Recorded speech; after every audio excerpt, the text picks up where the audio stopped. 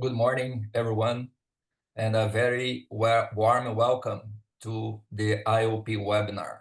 On behalf of the entire organization, I would like to extend a special thank you to our distinguished speakers and organizers, particularly Merva, Pierre, and Senada. Your hard work and dedication are truly appreciated. We believe this is a fantastic opportunity for learning and discussion. Most importantly, we want to welcome each and every one of you. This webinar is not just a single event. This is the beginning of a series. And this is the first of many webinars that IAOP will be organizing to connect our community. So let's get started and enjoy the session. Pierre, the floor is yours.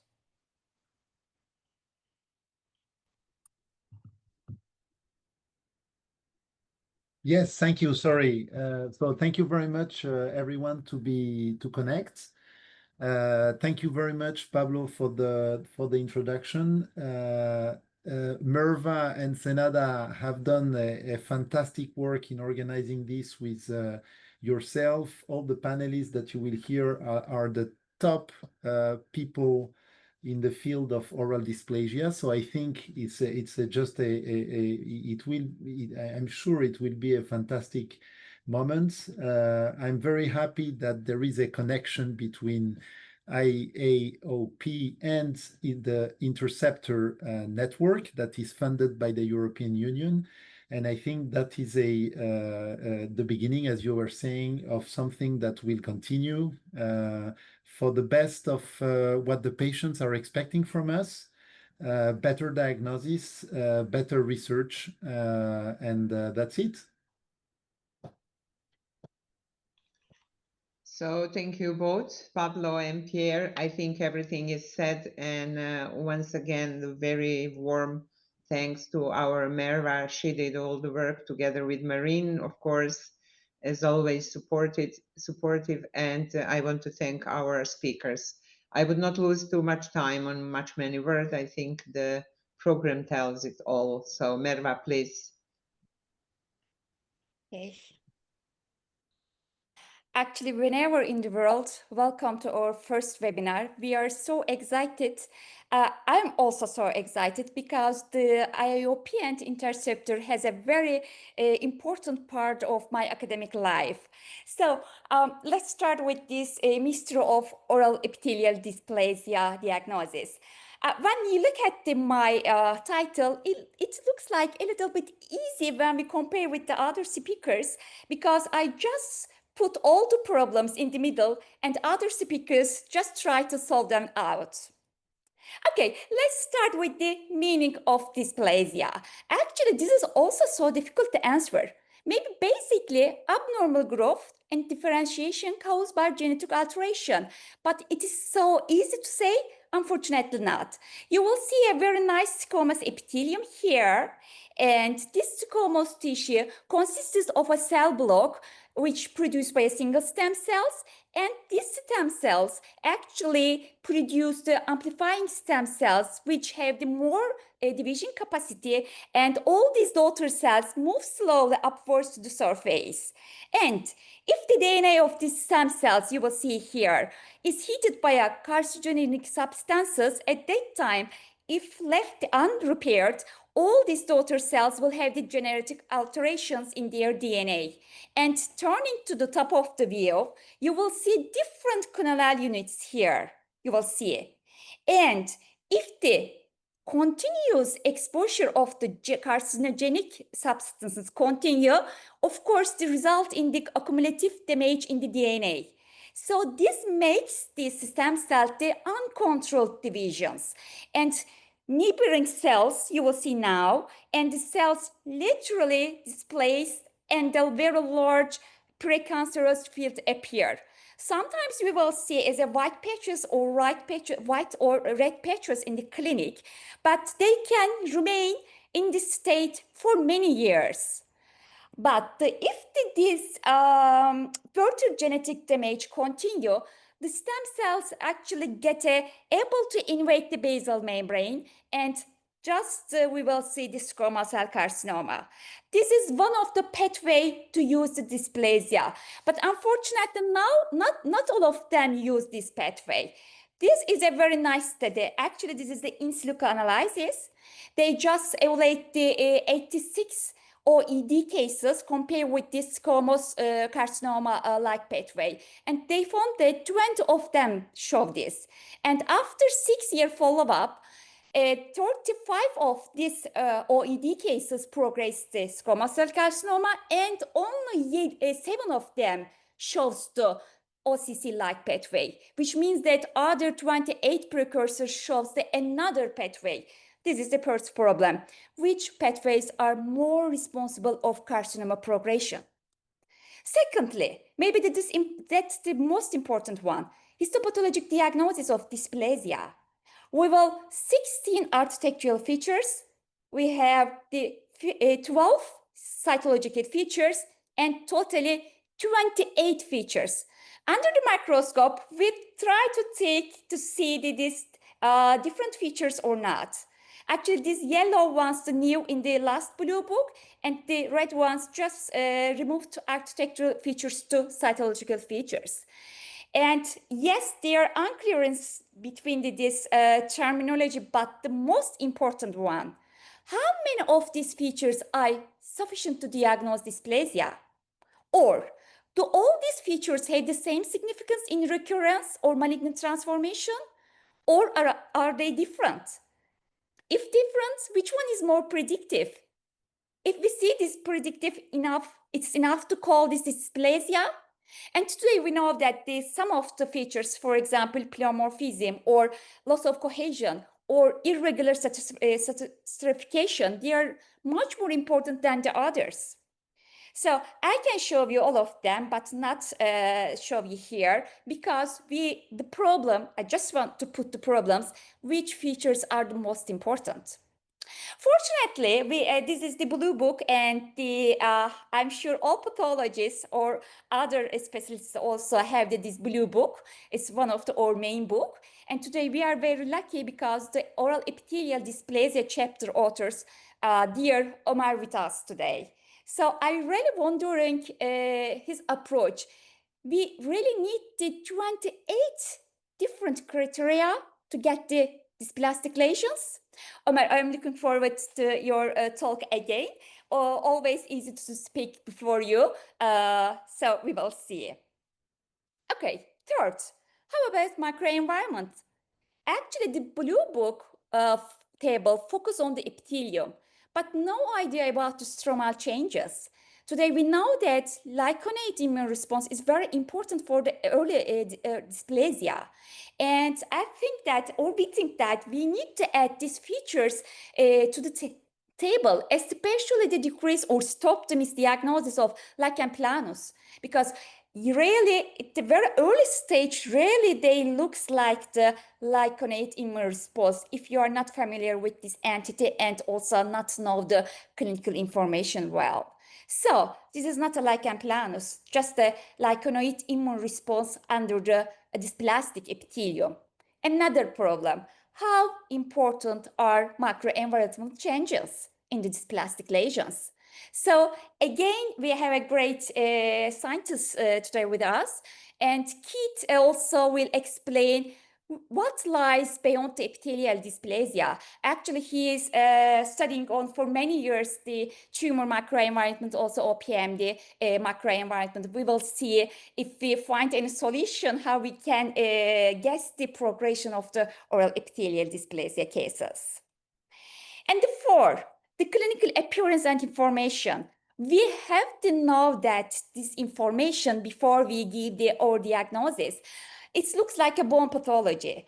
As you all know that for the bone pathology, we never give the exact diagnosis without radiologic evaluation. So we have to see or know the clinical appearance, and we can change our diagnosis according to this clinical appearance actually, or we should evaluate together it. And also we should compare the normal side of the mucosa. Is it only hyperkeratosis? And please try to not to use the only hyperkeratosis, because it doesn't make any sense to clinician. It's a fractional, reactive, or dysplastic hyperkeratosis. We should write on our report like that. So another problem, we don't use the clinical features in our diagnosis. I'm sure most of the audience just want to hear that, does immunochemistry have a place in diagnosis? When we look at the literature, you have seen the lots of antibodies using in the oral epithelial dysplasia diagnosis. So again, Professor Senada have a very good experience about the cytokeratins of these dysplastic lesions, and she will show us the very good example, the second part, and her direction is very important because, as I said, he has a very good experience with this immunochemistry in terms of the diagnosis of OED. And also our young speakers, Christina, showed two nice cases, with one of them with this immunochemistry results. Actually, this is the very last paper, and when I see that the consensus in oral epithelial dysplasia classification, I get excited. But when I read it, I'm a little bit lost inside it.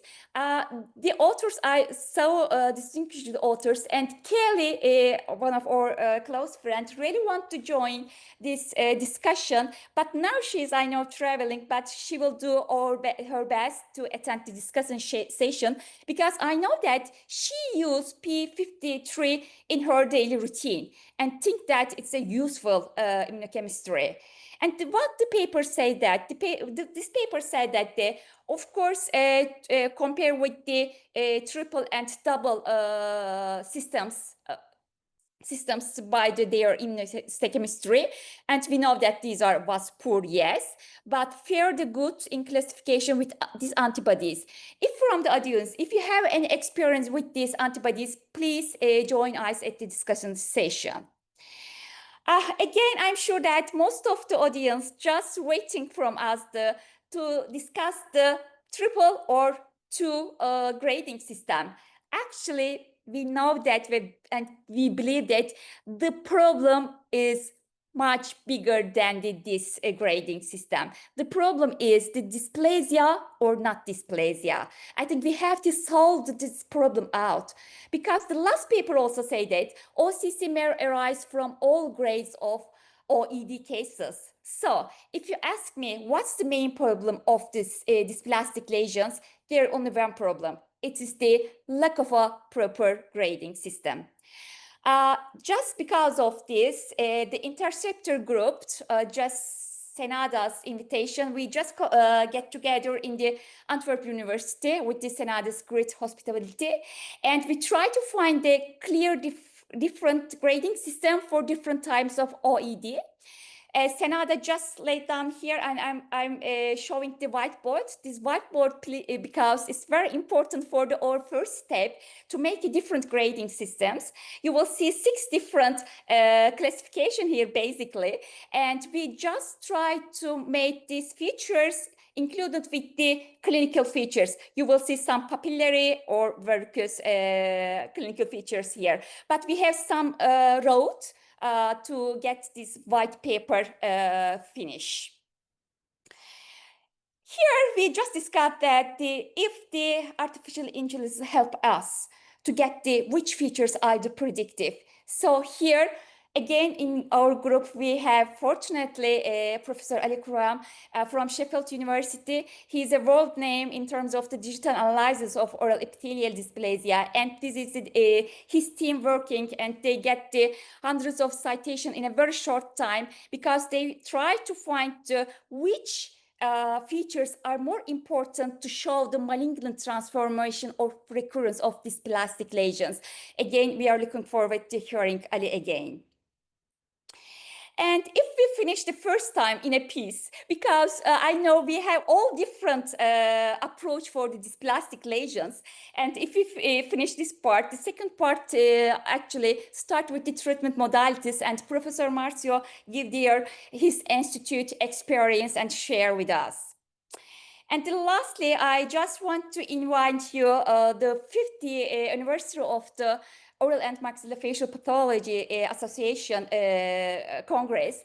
And thank you for kind attention. We just want to, I just started, and I just want to invite Omar here because it is almost midnight. Omar, welcome to our webinar, and thank you so much being so late in your country, I know.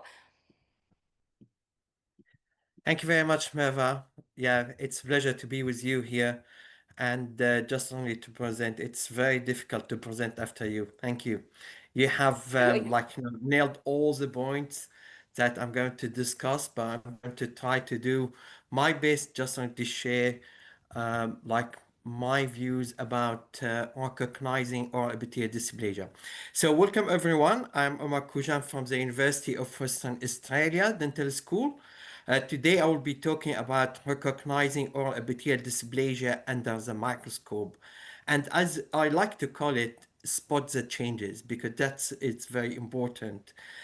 So with what I'm going to cover, very briefly, I mean, Merva has talked about the terminology and the definition. And also I'm going to just want to go through the diagnostic criteria and the variants of epithelial dysplasia. Then I'm going to share with you some clinical cases. Why we are concerned about recognizing oral epithelial dysplasia? It is very simple. We use it as a prognostic tool to predict the clinical behavior of oral potential malignant disorder, because we know oral epithelial dysplasia is associated with significant or important malignant transformation rates. And we know from the different types of grading system, they have moderate to strong association with malignant transformation. Therefore we use them for grading. Now I have used this before in my previous presentation, but for oral epithelial dysplasia recognition, what we need to understand the biology and the genetics and epigenetics changes, because what we see under the microscope is just only a translation of the molecular events that happened in the tissue. And we need to remember, I would like to say, oral epithelial dysplasia is just only a reactive change to some, risk factors. That's where they cause the cells to have stress. And then the cells is, as Merva mentioned, showed in her animation about how the cells, they are changing. But also, equally important to understand the terminology and also the importance of the clinical history, the risk factor behavior in the recognition. And that would allow us to have a good, prediction of malignant transformation. Now, the major problem with oral epithelial dysplasia is subjectivity, where it depends on the operator skills and knowledge. That's why we encourage, pathologists, specifically oral pathologists and also general pathologists in general, if they are dealing with oral specimens, to have more experience. Now, with the terminology, oral epithelial dysplasia, where it is a spectrum of architectural and cytological changes. Now, the latest classification, which is published in the WHO book in 2022, and we have moved from the 16 criteria, diagnostic criteria, into the 28. And everyone has learned about this, and there were a lot of talks from several speakers, and they mentioned about the architectural changes and cytological changes. And just to give you a bit of history to these changes, when we had the workshop on oral potential malignant disorder, we had a discussion about visiting the criteria and so on, the diagnostic criteria of epithelial dysplasia.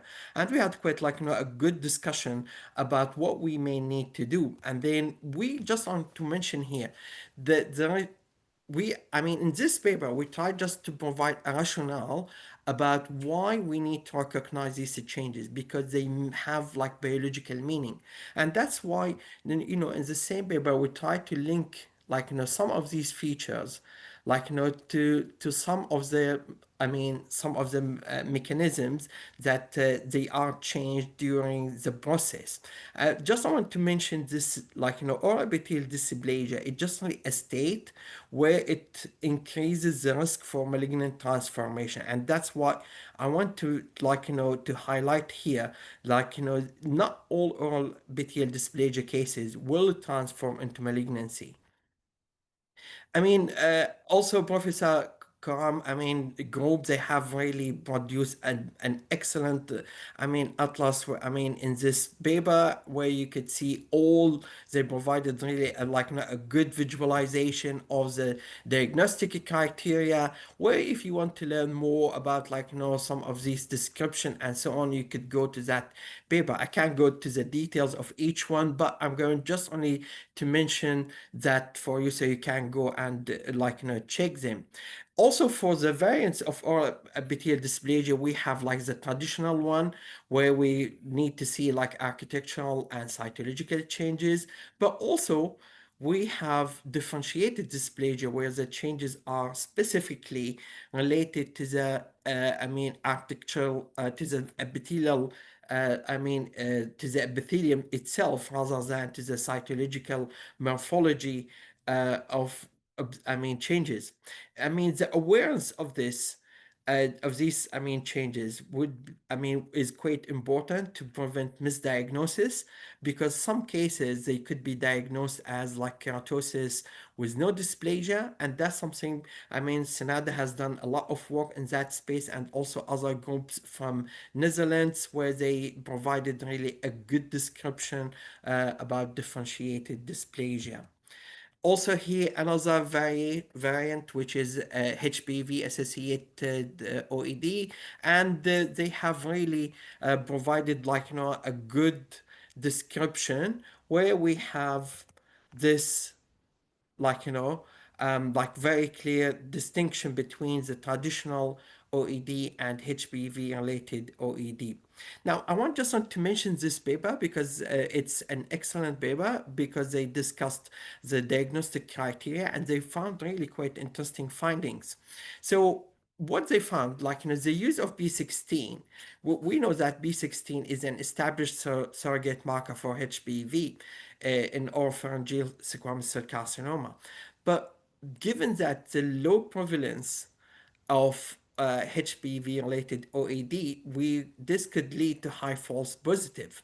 We need to understand that, and also because B16, positive stain could be seen as a chromosomal instability rather than just only to correlate with HPV presence, and that's something we maybe need additional work and additional research just to check how that the histomorphological features could correlate with with B16, and also which is related to HPV changes.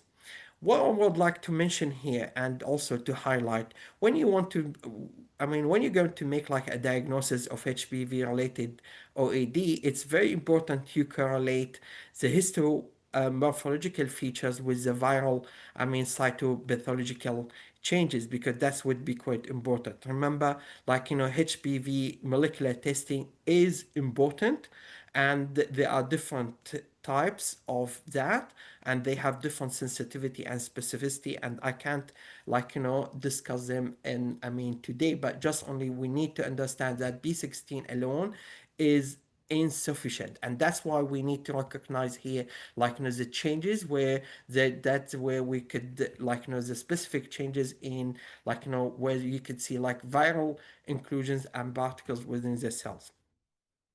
We did a study to understand the inter-observer variability of pathologists, and also to check about which criteria, as Merva mentioned, which criteria are important or significant, and whether they are easy to report. And what we found quite interesting, from the architectural criteria, irregular epithelial stratification, the loss of basal cell polarity, and also abnormal superficial mitoses were found to be statistically significant, where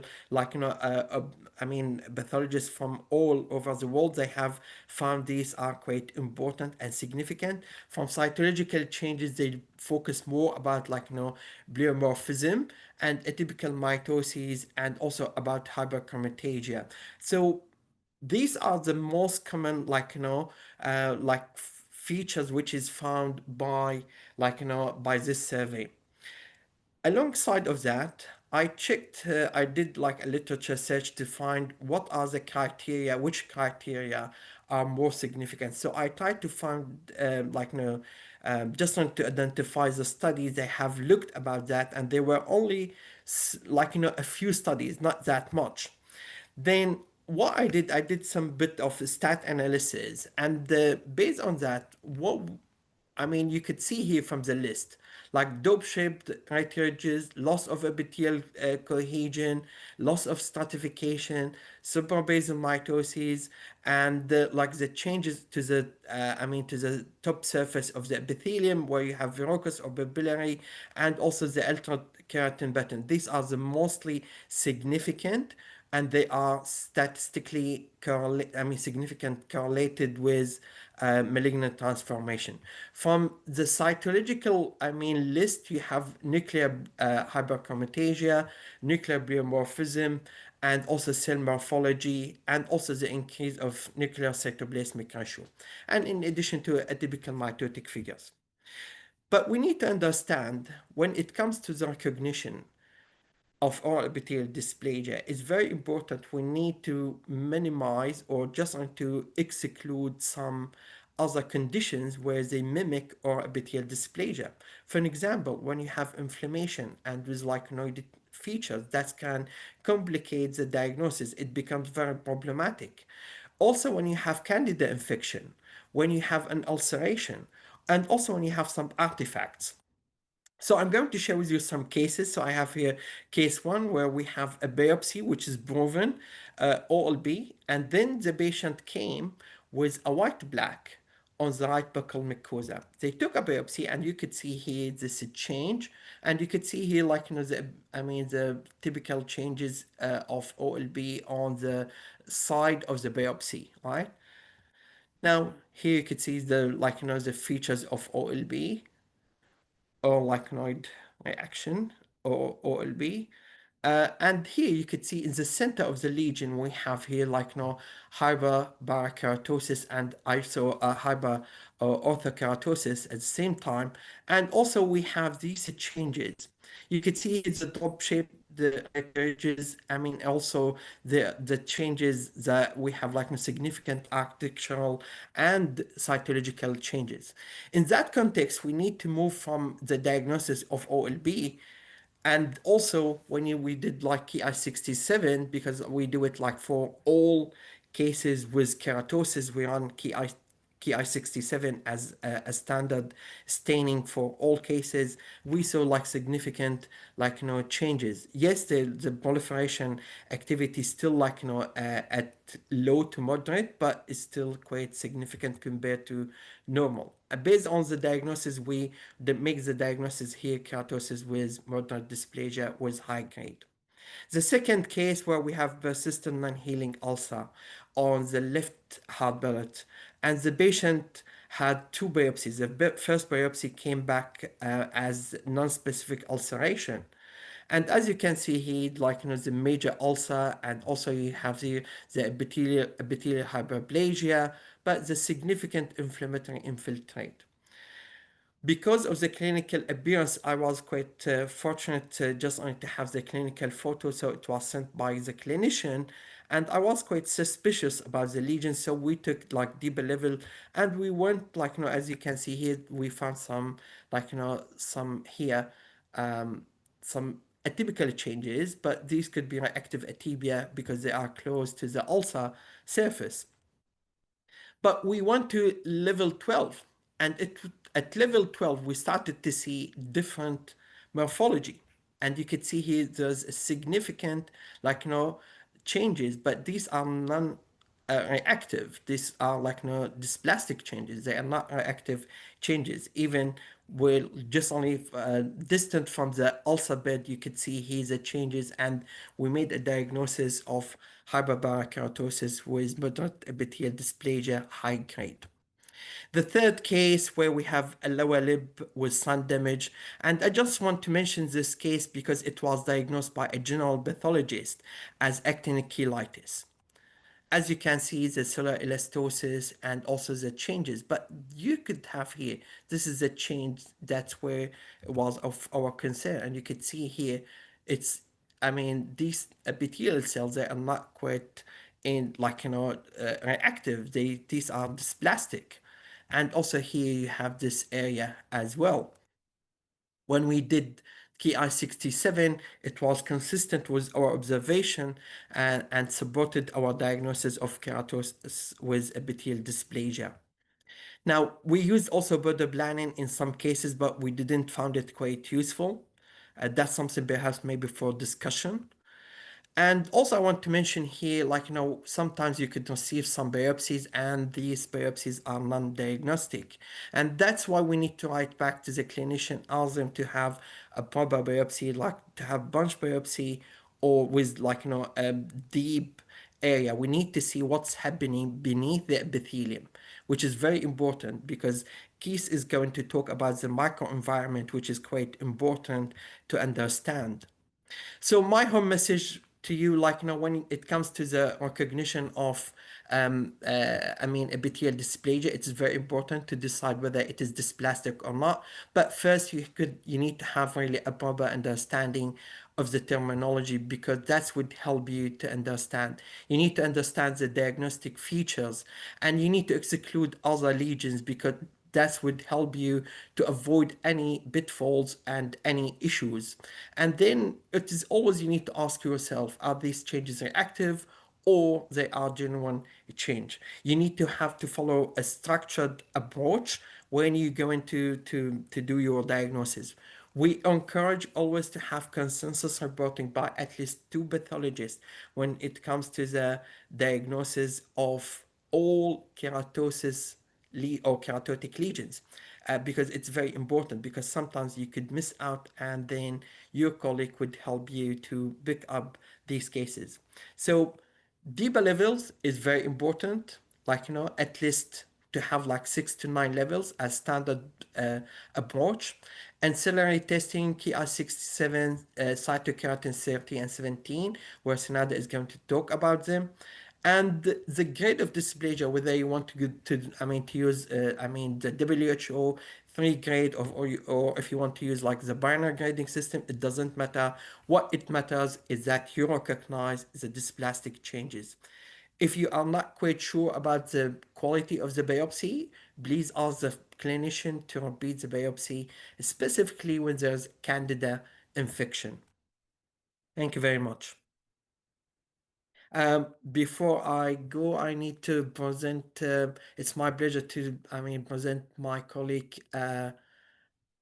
Professor Hunter, who is going to talk about the microenvironment beyond epithelial dysplasia, exploring the dysplasia microenvironment. Thank you. Thank you very much, Omar. Thank you for that. Really very clear outline of the histological features. If you just give me a minute, I shall share my screen. Okay, so as Omar has indicated, I'm going to speak a little bit about the non-epithelial components of an overall dysplastic lesion. And I think that I hope you will agree with me by the time we come to the end of the presentation that there are some features in our assessment of these tissues that probably need to more consistently be taken into account when we are looking at the histological features and their consequences for patients.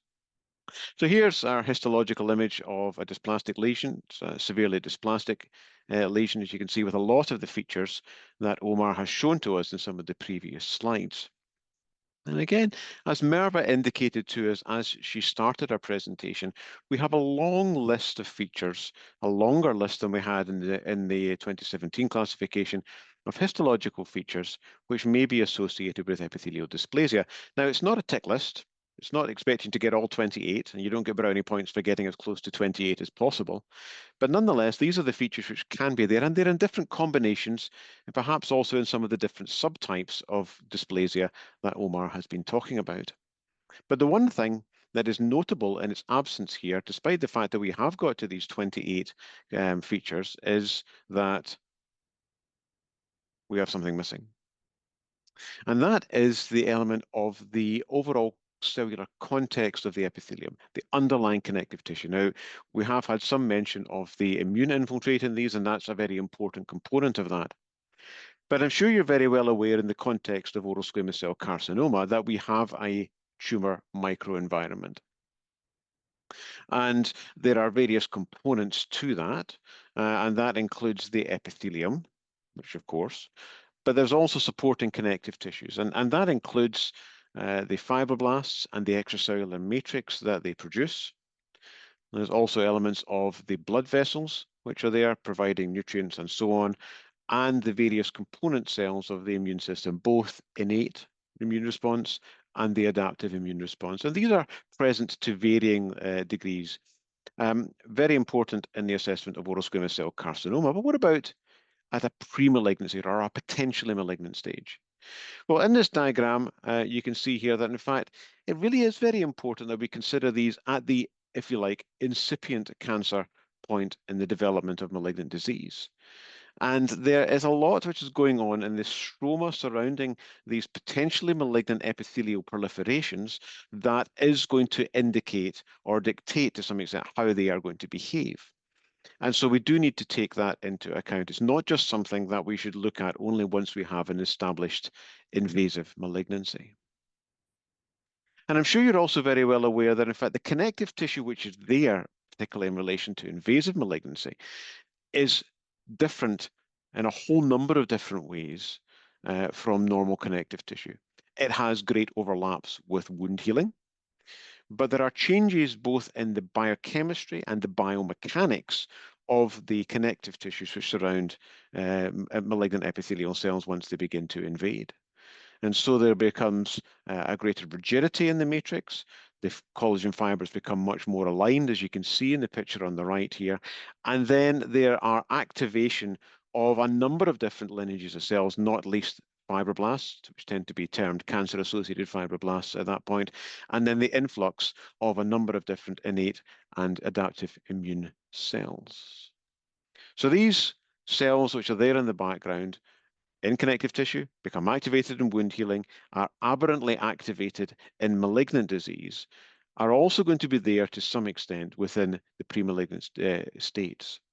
So we're looking at fibroblasts, endothelial cells, in fact, other cells within the overall cellular context, for example, adipocytes and nerves, which are also important. And there was some work that we were doing in Sheffield, which looked at some of these other cells which may be involved in communication with the epithelial cells, immune cells, and extracellular matrix.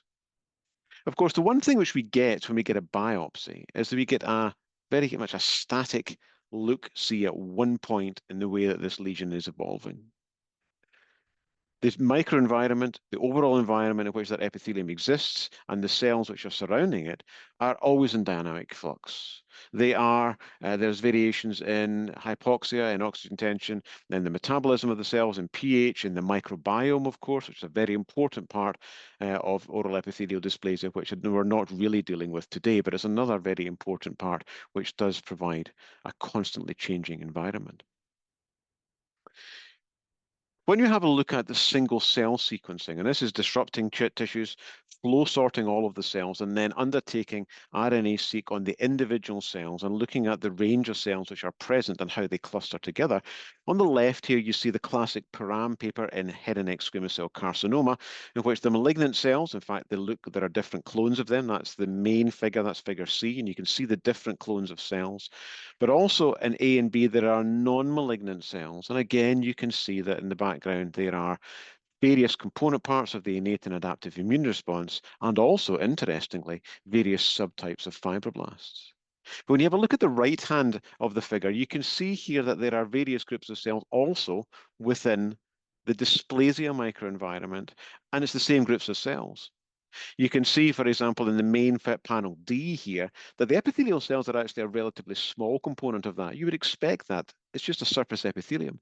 But underlying that are various adaptive immune cells and fibroblasts, as you can see the various groups here. So the overall analogy hangs together in terms of also present in pre-malignant disease.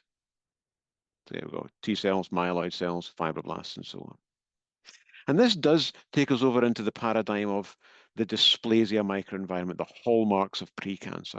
And the two particular ones that I want to, again, this is a very interesting paper in Cancer Discovery from last year, really worth a read, looking at the whole idea, particularly of the immune microenvironment, fibroblasts, and immune surveillance and relations of the adaptive and innate immune response. So in order to have a look at this, we've put together a dysplasia clinical cohort. It covers 71 patients. In Liverpool, Professor Richard Shaw has been collecting material for many, many years, a really well-characterized set of dysplasia tissue. You can see the age demographics here. There's a relatively normal risk profile, as you can see, a range of sites. Histologies range across the severity of dysplasia, and of the 71 patients, we know that 17 of them progressed to squamous cell carcinoma at or around the site of the original biopsy. And we put these into tissue microarrays. There are limitations to that, but it allows us to do what we are going to show you we have done in a much more efficient way. And it includes elements of the epithelium particularly, but we also took some cores from the underlying stroma as well to make sure that we were covering both elements of the tissue. And from this, we're actually using a technology which has been pioneered by Akoya Biosciences, allows us to have a look at essentially immunohistochemistry, but looking at a whole number of different markers at the same time. Because when you're looking at the immune response particularly, you need to have multiple markers to be able to confidently identify the particular cell subtypes. And so here is the panel we've done. We've done a 30-plex, so that's 30 proteins being profiled in the tissue simultaneously. And they're mostly related to the adaptive immune response, but also other elements for features that we have already discussed. And this was undertaken in the lab here by Kate Buist and Aline Quiros, who was a visiting scholar with me from USP, and I think she's on the call today. So these are the type of features that you get when in the cores, and this is using CD44, which maps out the epithelium, as you can see, and CD8, which is a cytotoxic T cell marker. But you can add in all the different channels, and I'm only going to add in a few, and you can see how complex it gets. So here's CD4, CD31, which is marking the endothelial cells, CD68, which is marking the macrophages. And you can see by the time that you get to this kind of complexity and number of markers, you can see it's almost unintelligible. So we're very much focusing upon digital pathology and very complex image analysis to be able to assess this data. So what about T-cell adaptive immunity? Now, we know there's a lot of interesting data out there, and Ali may well mention the paper on the right here, looking at how identification of lymphocytes and dysplasia using digital pathology is very closely related to the risk of malignant transformation. And work which was done with collaborators who I work with here in Liverpool has demonstrated a number of subtypes of immune environment in dysplasia, which is related to malignant transformation. Very much and similarly along the lines that we know happen to some extent in the cancers. So here's our CD4 and CD8 cells. CD4 is in white, so CD3 is in white, and the CD4 and CD8 are, as you can see here. And you can see the range of them both in the stroma, in the lamina propria, but also in both cases, but particularly with CD8 cells, within the epithelium itself. And we have a look at that in terms of how it relates to malignant transformation. And so you have, again, on the left, CD4 and CD8, with E being epithelium only, S being stroma. And you can see in both cases, in those which transformed, those that progressed to squamous cell carcinoma, the numbers of these lymphocytes was higher than in those which did not, which ties in very much back with the work that Ali had done previously. But it's not just enough to know that there are lymphocytes there, because it's not necessarily saying because they're there that they are active and they're doing what they want. And of course, we know that there are also subtypes of cells which are suppressive. So what about are they there doing anything? We can look at granzyme expression. And here we can see that the epithelium and the marker here is the yellow markers and the pink markers, particularly looking at granzyme B and granzyme K. And we can see that the cytotoxic T cells, which are there and are present in the epithelium, are expressing granzymes and are there, they're activated, and they are seeing through their effector functions. And that also was related, particularly in granzyme K, to the risk of malignant transformation. What about Treg cells? Now, these are immunosuppressive cells, and there are various families of these as well. And they suppress anti-tumor immunity. They're really very important in making sure we do not respond to our own antigens, but they are of great interest in terms of immuno-oncology, and particularly how they respond to anti-PD-1 therapy in head and neck cancer. So again, we can see markers here looking at a number of different, the cells which are green are our T regulatory cells, that a particular profoundly immunosuppressive subtype is also marked in red, and there is some coincident expression in these cores. And again, when we have a look at that, particularly in terms of the stromal component of these cores, T regulatory cells in the stroma are much higher in those which transform. So not only are the lymphocytes there, but there's actually a profoundly immunosuppressive microenvironment, which seems to be making sure that there's not an effective immune response, particularly that which is driven from the stroma. What about immune checkpoints? Now, there's been a lot of interest in this perhaps being the next area for chemoprevention. Can we use immune checkpoints, anti-PD-1, anti-LAG3, anti-CTLA4, and so on, in order to stop these lesions progressing to cancer? And there's been a lot of interest in that. We found, in fact, very little expression of PD-1 and PD-L1. I'm not quite sure whether it was something to do with the clones that we used in that, but it was quite surprisingly low. And although that looks as if there is some expression here, it's actually very small. You can see that the axis here is showing very, very small numbers of cells. But we did find more cells that were expressing LAG3. There's also cells expressing LAG3 within the underlying connective tissue as well. And so it may be that this is a more effective immune checkpoint to target in oral epithelial dysplasia. And again, it is related to the risk of malignant transformation. But what about other elements in the microenvironment? Macrophages, M2, again, there is literature which suggests that particularly M2 macrophages, which again are quite immunosuppressive, may be associated with malignant transformation. And we have seen that, and you can see here CD163 as a marker of M2 is particularly associated with an increased risk of malignant transformation. But also CD68, which is the more genetic marker, is also associated with that. And last but not least, fibroblasts, my favorite cell. And there's a lot of interest in cancer-associated fibroblasts, as you're aware of. But as far as dysplasia is concerned, Ricardo Coletta and Tulasalo's paper of a couple of years ago indicated that, in fact, it probably wasn't particularly interesting. And it may be that it's only once the basement membrane is breached that there is proper activation of the fibroblasts. But nonetheless, as you can see here in the core, not really very much in terms of SMA or periostin related to in the underlying connective tissue, and we didn't find that related to risk of malignant transformation. So our current focus is actually putting this all together. I have a new PhD student, Rowan, who's doing the proper segmentation and cellular analysis of this, and you can see some of the work that he's undertaking at the moment in terms of the image analysis that we're doing to try and get this done on a more formal basis, although Aline did a great job of the initial analysis of this. It fits into the work that's ongoing in terms of novel diagnostics, and work that Greg Grigoris Thermos is going to start in my lab shortly, looking at the clonal structure of epithelial dysplasia and the multiple patches that we very often see in the lesions and how that relates to various molecular features, including those that I've shown you. So in summary, we know that multiplex analysis of the dysplasia microenvironment does confirm the published literature and also provides some new insights.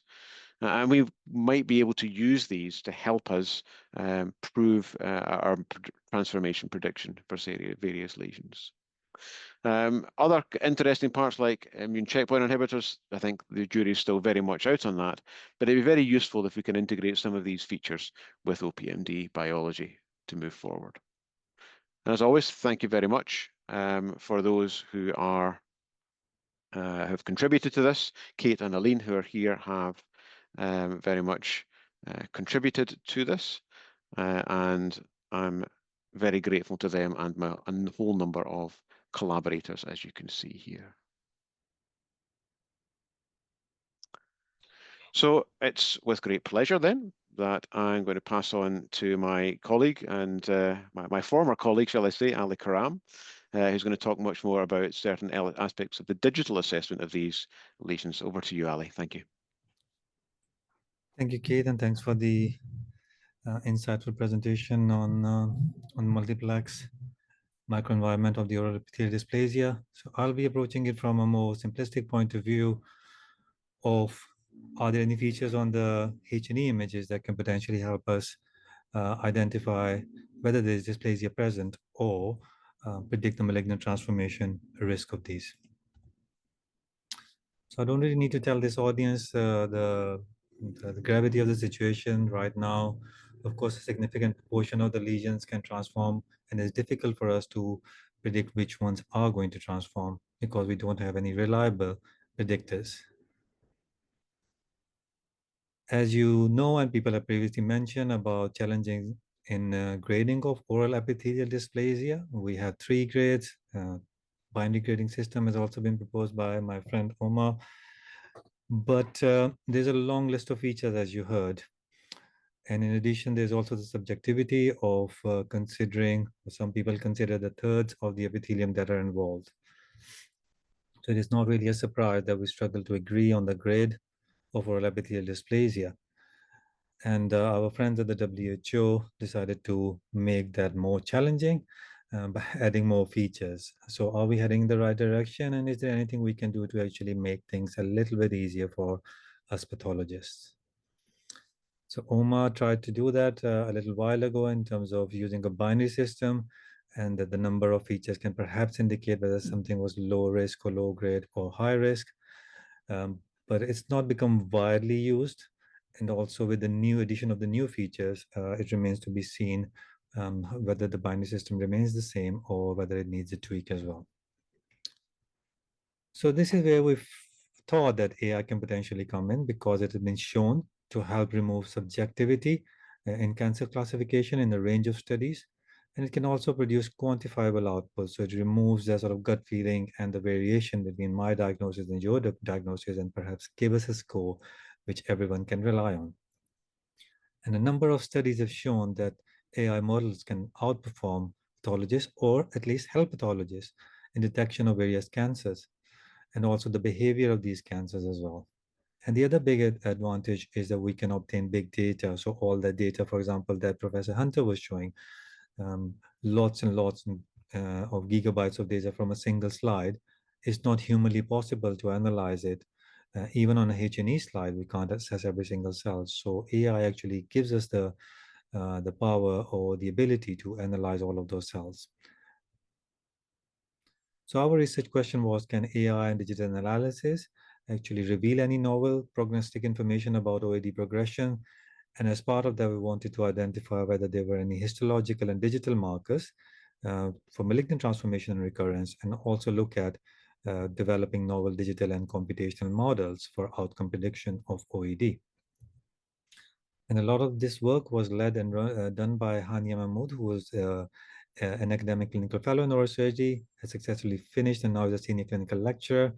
And Hania carried out some of these initial reviews in collaboration with IAOP, the one on the left, where we looked at how AI was being used for the analysis of head and neck precancerous and cancerous lesions.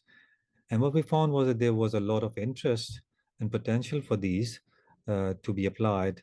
But most of the studies at that time when we were starting this work were on small unicentric cohorts, and perhaps were not the most robust. As Uma previously mentioned, the starting point was to identify, okay, which features are important. And as part of that, we also wanted to look at, can we actually define these features and make things a little bit easier for our practicing colleagues? So we published this paper, which provides an atlas. There are whole slide images you can access, and examples of different types of features as well. And we also attempt to start the conversation by defining all of the 28 features that the WHO has prescribed. So the first step of this AI sort of workflow that we had was to look at the histological feature analysis using digital slides. And for that, we looked at that time, the 15 or 16 features that WHO had, and looked at the features that were most correlated with the transformation of oral epithelial dysplasia, but also recurrence. And these 6 were the features that were the most significant in terms of malignant transformation. And looking at these, they seem pretty obvious, but this sort of work has not been done before in terms of the correlation of individual features. So it did provide some insight into which features might be more useful. And do we actually need to assess all the 28 features? And this work was done in collaboration with Nadeem and Omar. And what we decided to do was propose a 6-point model, which basically looks at those 6 points that I mentioned, gives every point a single, every feature a single point, which are these features. And based on that, we were getting a transformation accuracy of 0.79, which you can think of 79%, and for recurrence, 77%. But we also proposed a 2-point model, which looked at 2 points from within these 6 points, which had the highest agreement between the 3 pathologists. And that also seemed to do quite well. And when we compare it to the WHO features, the transformation accuracy for those was more around 60%. So you can see that by simplifying and looking at a lesser number of features, we can actually, we feel like, improve how we can predict the prognostic or transformation potential of oral epithelial dysplasia. But that was on our Sheffield cohort, so we wanted to validate this on an external cohort. And these were over 100 cases from 3 different centers. And what we found was that these models actually performed even better on external cases. The 6-point model actually improved and went up to 81% in terms of malignant transformation risk. The 2-point model fared slightly less well, but it was still better than the WHO and the binary grades. Since then, we've also done a head-to-head comparison of 4 grading systems for oral epithelial dysplasia. Again, feel free to read this paper. And what this also found was that the 6-point feature offered much better, not just agreement, but also prediction of malignant transformation. Obviously, it reduces the amount of effort and also helps remove some of the subjectivity looking at individual features rather than the grades. And the second step was quantifying some of those features that we potentially think about when we're looking at the WHO features. And these are things like cellularity. And what we found was that the cellularity of the epithelium, particularly in the basal cells, is significantly different across the different grades. And similarly, when we look at the epithelium and the keratin thickness, there also appears to be a difference between different grades. And it looks like it's directly or significantly correlated to malignant transformation. We also looked at other nuclear and cytoplasmic features. So how round were the nuclei, how much eosin or hematoxylin was present in the cells, the nuclear cytoplasmic ratio, etc. And what we found was that the nuclear hematoxylin, which you can relate or correlate to the hyperchromasia in the WHO features, and the cytoplasmic eosin, for example, were significantly correlated to recurrence. Whereas nuclear circularity, so how round were the nuclei and how eccentric, so how central they were to the cell, were also quite useful in prediction of malignant transformation and recurrence. And when you actually combine these features to come up with a multivariable model, we could predict malignant transformation with an accuracy of almost 77% and recurrence with 74%. Then we decided to do external validation, and again, the external validation on unseen cases was performed really well. The accuracy for malignant transformation was 76, whereas for recurrence, it went up into the 90s. Whereas when you compare it to WHO, that remained in the 60s for malignant transformation. As a next step, we decided to look at the mitotic activity within dysplastic epithelium. So we looked at H&E staining and manual counting of the number of mitoses, the type of mitoses, and where they were in the epithelium. But we also did immunohistochemical staining for PHH3, which is the most specific marker for mitosis. And then we did automated quantification of these mitotic figures. And what we found was that the total number of mitoses was significantly different between grades. But also, when we looked at the mitotic activity as a surrogate feature, you could actually use it for malignant transformation and OAD recurrence with an accuracy of 78%. If you compare to WHO features on its own, again, these were 65%, whereas you can see just adding the number of mitoses significantly enhances our ability to predict whether a dysplastic lesion will become cancerous or not. And again, you can read more about this paper here. So from that, we wanted to move on to machine learning classification of dysplastic epithelium. Again, a work that was led by Hania. We developed a machine learning classifier at a single cell level. The nuclei were detected, and then we actually told the model which cells or nuclei were dysplastic and which weren't. And then this was tested on unseen cases. Here you can see an example of the red cells being picked up as dysplasia. This is moderate dysplasia, and the green cells being picked up as non-dysplastic. And if you look at the performance of this artificial neural network, it is showing an accuracy of 89% at the single cell level in terms of prediction of whether it is dysplastic or not. Following from that, we moved on to deep learning analysis and more advanced techniques. And this work was done in collaboration with the TIA Center at University of Warwick. Our initial OED detection accuracy, we used some state-of-the-art models, and the F1 score indicates that we had an accuracy of over 80%. Here is an example of a dysplastic section, and here you can see these models automatically segmenting and highlighting where the dysplasia was. But as part of that, you can also get these heat maps or areas where you feel like the model is concentrating the most in terms of making the decision. And when you look deeper into those areas, then we found was that all of these areas with the hotspots, which looked like that they were contributing to the model's decision of malignant transformation prediction, there were a significant number of periepithelial lymphocytes. And this is a paper that Keith referred to previously as well. And when we use this periepithelial lymphocyte count, we could stratify the lesions into transforming and non-transforming with much more confidence compared to some of the much more well-established histological features that we are using.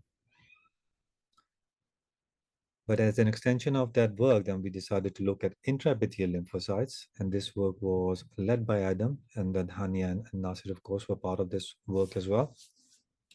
And again, models were developed in which we looked at where the epithelium of the dysplastic regions were, but then also automatically counting the number of lymphocytes that are infiltrating the epithelium. And there were two different types or different counts that we obtained. There were the IALPC count, which was count per 100 epithelial cells, and also looking at the count per 100 epithelial cells in slides. So hotspot as well as the overall slide. So here's the WHO prediction. You can see that the mild grade is obviously can be predicted in terms of comparison with moderate and severe dysplasia, but it struggled to differentiate between moderate and severe. Whereas when you look at intraepithelial count just on its own, you can quite easily differentiate between the dysplasia that transformed compared to those that haven't transformed. And this was the same for both types of IEL count. So whether they were in the hotspot regions or overall on a global scale on the slide. And building on that work, then in collaboration with the team at Warwick, we've developed a fully annotated and explainable AI pipeline, which we call ODIN, which is Oral Dysplasia Network. And as part of that, you can feed the whole slide image into the model. It can automatically segment the epithelium, and then it can take away the dysplastic cells, do feature generation on those, and 168 different features analyzed at the patch level. And then based on those, we can predict the malignant transformation risk of each lesion. And the classification or identification of whether a lesion is dysplastic or not is 96% for this model. And the transformation prediction accuracy is over 75%. So to conclude, all the models and all the work we've done shows that actually by making things simpler, you can make things better. So the 6 and 2-point models outperform WHO. The quantitative digital feature model also outperformed the WHO. Then other work such as mitosis and AI models are also helpful.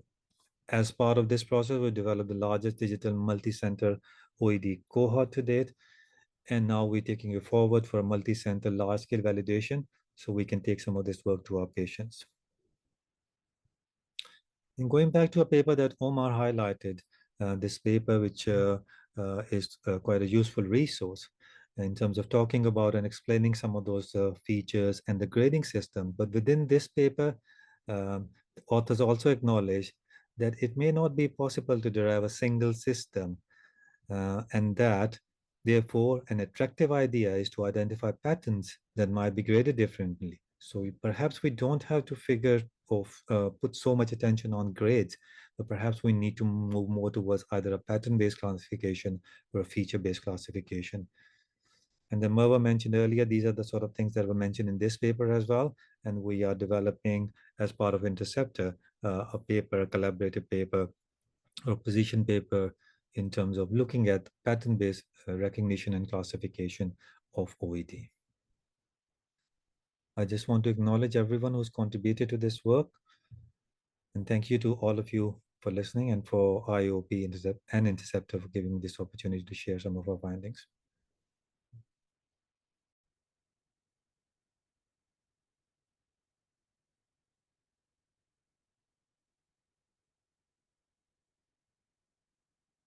Hello, everybody. First of all, I'd like to thank Professor Pablo Vargas for the invitation and to congratulate Professor Merva and Professor Senada for the organization of this webinar.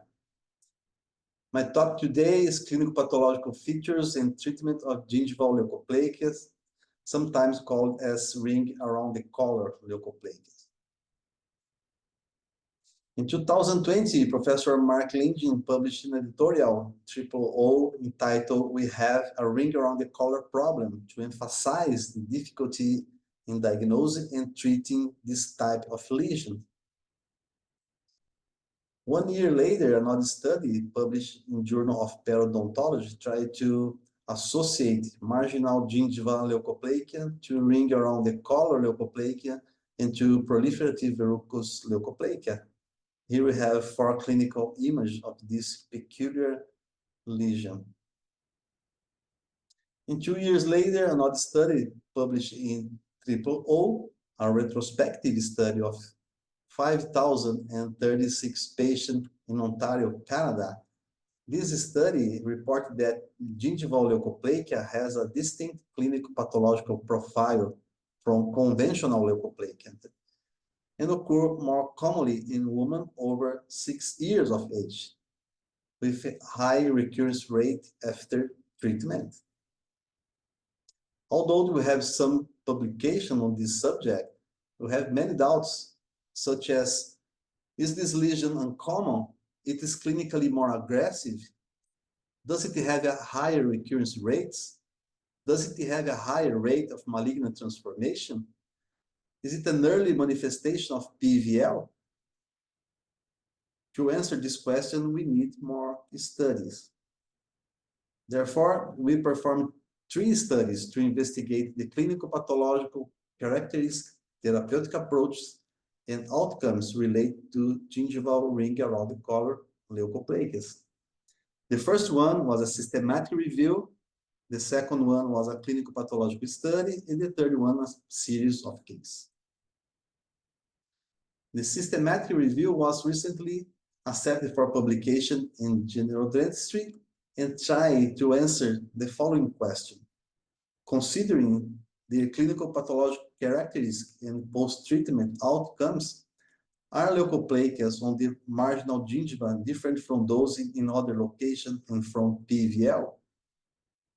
Well, we found 17 studies, being 11 reported cases for series of cases and 2 cohorts from 1985 to 2024 from USA, India, France, Greece, Nepal, Sweden, Sri Lanka, and UK. The few available studies show that this lesion has a high recurrence rates. The laser excision promotes reduction of postoperative complication. particularly pain, bleeding, swelling. However, the efficacy is debated due to the risk of recurrence. Scalpel excision, the most commonly used, corresponds to 74%, with a recurrence rate of 44%, compared to laser excision, which is less common, 15%, but has a higher recurrence rate, 8%. However, we have to interpret this result with caution, because most studies are case reports and series of cases with low level of scientific evidence. Most lesions are likely associated with PVL. It plays a significant role in recurrence rates, regardless of treatment modality. And each lesion should be evaluated individually. Different treatments for different lesions. And laser excision is as beneficial as scalpel excision. The second article was a clinical pathological study of ring around the collar leukoplakia that was recently accepted for publication in Journal of Oral Pathology and Medicine. We selected patients with oral leukoplakia attended in our service from 2000 to 2024.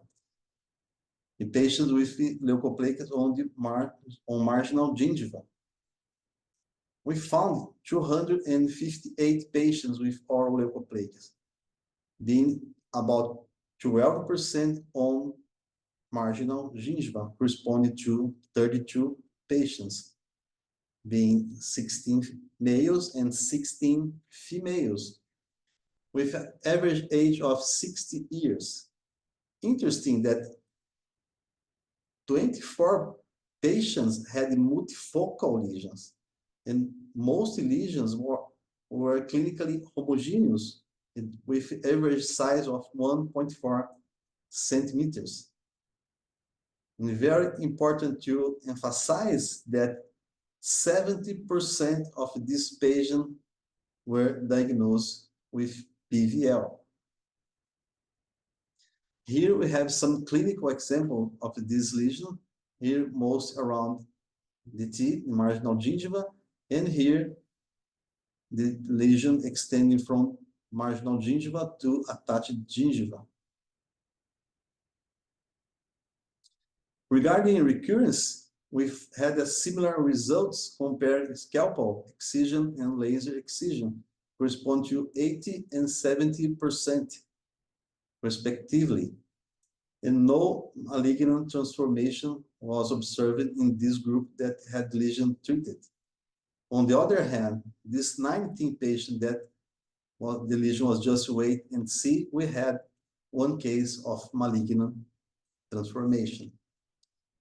As regards the histopathological analysis, 100% of patients had hyperkeratosis, and about 45% presented epithelial dysplasia, being mild dysplasia the most common, corresponding to about 33%. Other important information that about 33% of this lesion had subepithelial lymphocyte inflammatory infiltrate, as we can see here in this image. And this lesion could be misdiagnosed as lichen planus. This study has some limitations because the sample was relatively small, with variable follow-up times, some too short to observe important outcomes, and some lack of histopathological analysis. The third study was a treatment of ring around the collar leukoplakia with high-power diode laser, a single center case series. We selected 10 patients with ring around the collar leukoplakia and treated with diode laser. We use the laser of DMC company to say that patient had the recurrence, have to observe the presence of white lesion within the previously treated area after healing. As we can see here, one patient with this clinical image diagnosed as recurrence. Among the 10 patients, we have 7 females and 3 males with average age of 64 years. Half of them were former smoker. All lesions were clinically homogeneous, being 8 of them multifocal. And these 8 patients were diagnosed with PVL. All lesions histologically were with hyperkeratosis and acanthosis, and 2 lesions had severe epithelial dysplasia. Interesting that these 2 patients with severe epithelial dysplasia had previously diagnosed as squamous cell carcinoma in the gingiva that were surgically treated. Among the 10 patients treated, we had 7 recurrences. And the mean time to recurrence was 8.6 months. And 6 of the 7 patients with recurrent lesion had PVL. No malignant transformation was observed. And interesting that we have to emphasize here that all recurrent lesions were smaller and clinically less aggressive than the initial lesions. And in 3 cases, we had gingival resections. Here we have some clinical images. The left column, the first moment. The second column just after treatment with diode laser. And the third column during the follow-up. This patient, this lesion was diagnosed with severe dysplasia, and this patient had previously diagnosed with squamous cell carcinoma on the gingiva in another site. And here after treatment and during the follow-up after 3 years with a good result. Another 2 cases with important leukoplakia after treatment and with very good results during the follow-up. Other 2 clinical examples. This lady was previously diagnosed in another service with lichen planus because they have these striate white lesions. But actually, the patient was diagnosed in our service as having PVL. After treatment and during the follow-up with very nice result. And here another case, the first moment after treatment and during the follow-up. We can discuss that laser excision is widely used in recent years with numerous benefits. Laser may be more effective than this scalpel for this purpose. One systematic review published by our group suggests that recurrence may be lower with laser compared to the scalpel, and high-power diode laser as a favorite treatment for reducing recurrence. We know that gingival leukoplakia has a high recurrence rate, regardless of modality of treatment. This study reports 2 cases of recurrence in 5 patients treated with laser. In another study, all cases of gingival leukoplakia treated with laser and scalpel recurred. And we know that chance of recurrence increase with follow-up time. In our series, we have 70% of recurrence, but as I said before, this recurrence were smaller and less aggressive clinically. The reason not yet fully elucidated could be associated to completely removal practically impossible, the altered cells in the periodontal ligament, and could be associated with PVL, because patients with PVL has multifocal and persistent lesions.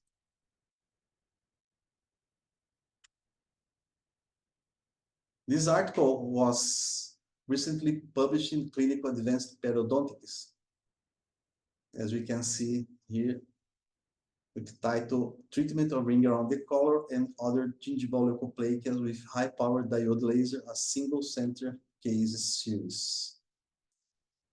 As conclusion, despite limitation, the 3 studies synthesize similar information regarding ring around the collar leukoplakias. is a heterogeneous group in terms of demographic and clinical pathological characteristics. Strong association with the spectrum of the PVL lesion being its initial manifestation in most cases, more prevalent in elderly women without risk factors, homogeneous and multifocal. Histopathologically, hyperkeratosis and mild dysplasia are the most common finds.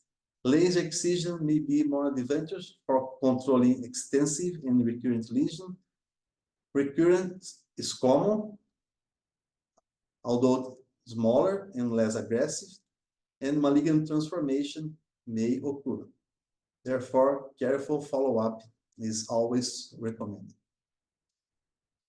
We have to acknowledge our patients, our graduate students and staff, Daniel Pérez, Brenda, Kaique, and Ivan, Dr. Rogério, Professor Ala, and Professor Pablo in our institution. Thank you so much for your attention. Thank you, Marcio. Thank you very much. So you will announce next speaker? Yeah. Thank you. Now, would you like to invite Cristina Saldivia, that's going to present 2 cases, and after that, Professor Senada is going to present another 3 cases. Cristina, please. Hi everyone. I just want to check out if you guys can see my screen and hear me and everything's fine.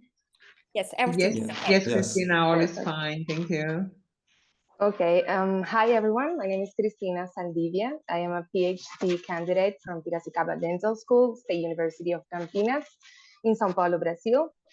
And today I'm more than honored to be here sharing this space with these really admirable professionals, and also to be representing my institution by presenting and sharing with you some recent cases that we have received in the histopathology lab under supervision of Professor Pablo. So without further ado, let's go ahead and start with the first case, which corresponds to a 55-year-old female that reported no risk factors such as tobacco or alcohol. She presented to clinical evaluation because of a 1-year history of a white plaque on the right lateral border of the tongue that was previously diagnosed as lichenoid glossitis by an external service. Dr. Desiree Rosa Cavalcanti is responsible for the clinical management of this case, and she sent us this biopsy with a clinical hypothesis of leukoplakia or lichen planus in March of 2022. This is the clinical image that we received, where we can see that besides a scar that's remaining from a previous biopsy, as I said, we also can see this whitish aspect of the mucosa. In some areas it's a little bit more poorly defined, but in other areas it's very well demarcated, very smooth surface, flat and asymptomatic. And so a biopsy was performed in this section and was sent to us for histopathological evaluation. We received a fragment of soft tissue that was covered by keratinized, stratified squamous epithelium that's overlying a normal fibrous connective tissue with blood vessels and normal muscle fibers. And this epithelium seems mostly normal. It has no really overt cytoarchitectural features of dysplasia.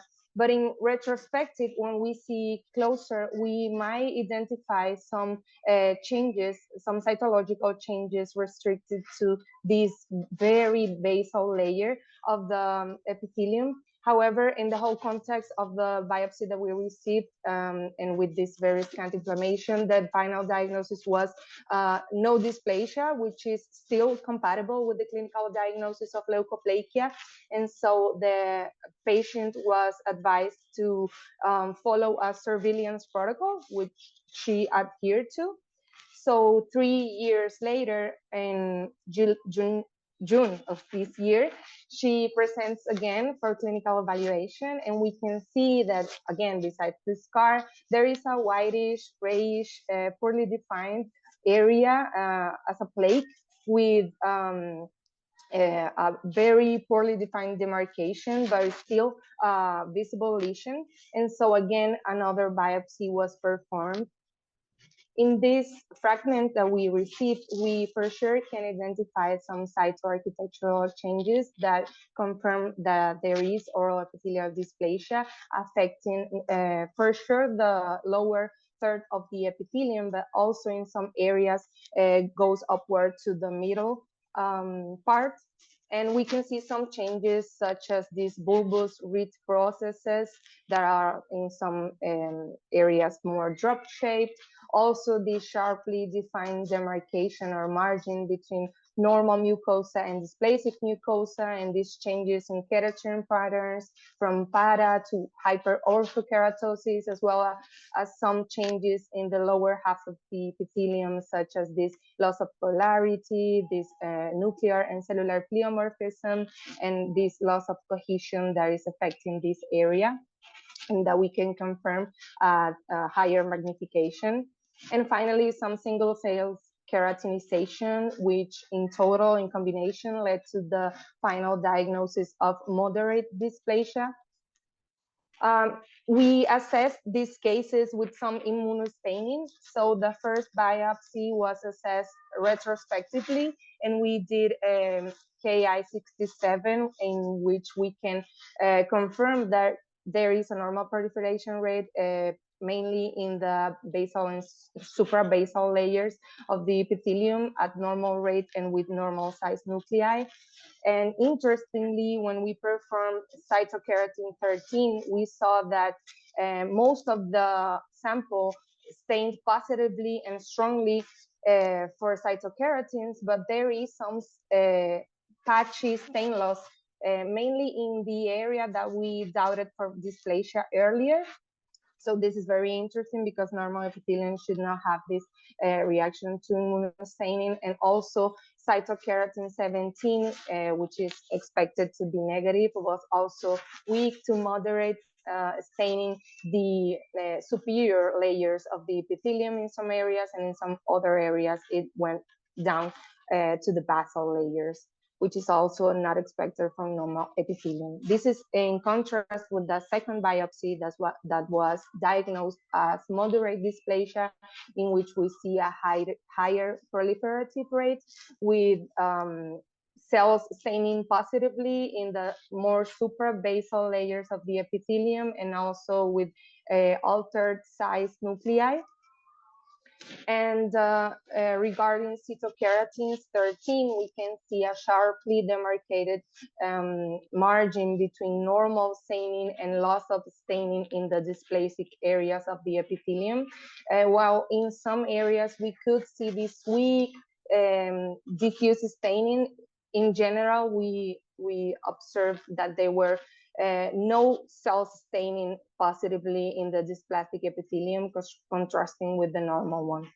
And also, this is opposed to cytokeratin 17, which is expected to be negative in the normal epithelium, as we see here, but it was staining strongly and positively throughout the whole epithelium, as we see in those images. So here is just an overview of the immunohistochemical profile that we did, just to compare the two stainings, which were obviously different. And I'm sure Dr. Senada is going to talk a little bit more about this, but this is just an example of what has been already stated in the literature regarding the staining of these cytokeratins in normal, potentially malignant, and malignant lesions. And we have also case 2, which corresponds to a 57-year-old female with also no risk factors reported. She had a history of a verrucous white plaque on the gingiva of the lower anterior teeth. Dr. Eduardo Rodriguez Pregnani is responsible for the clinical management of this case, and he sent us a sample in February of last year with a clinical hypothesis of leukoplakia or squamous papilloma.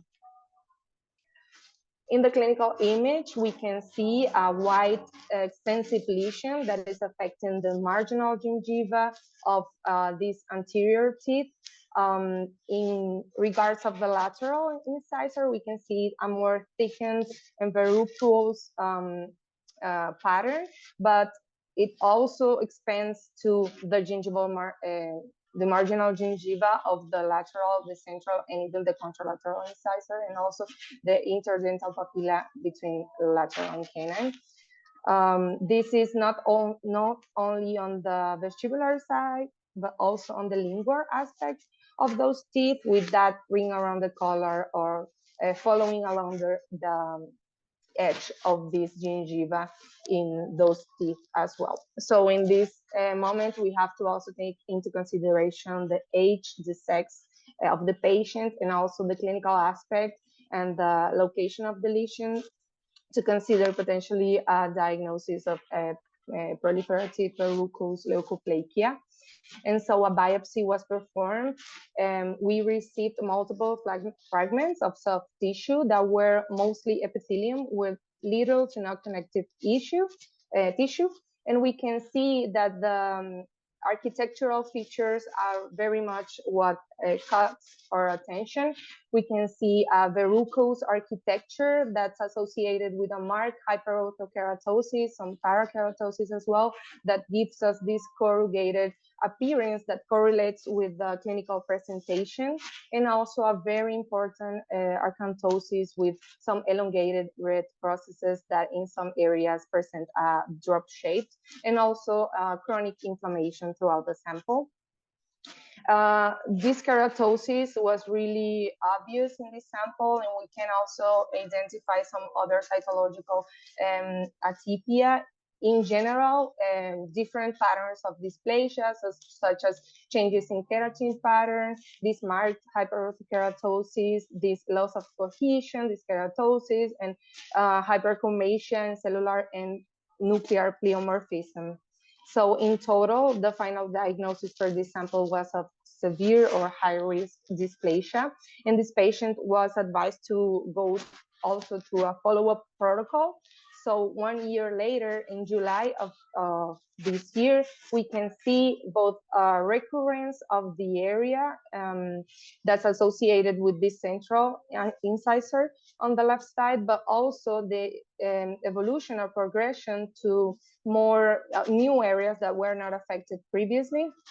And we can see that the clinical appearance is a little bit more irregular in clinical features.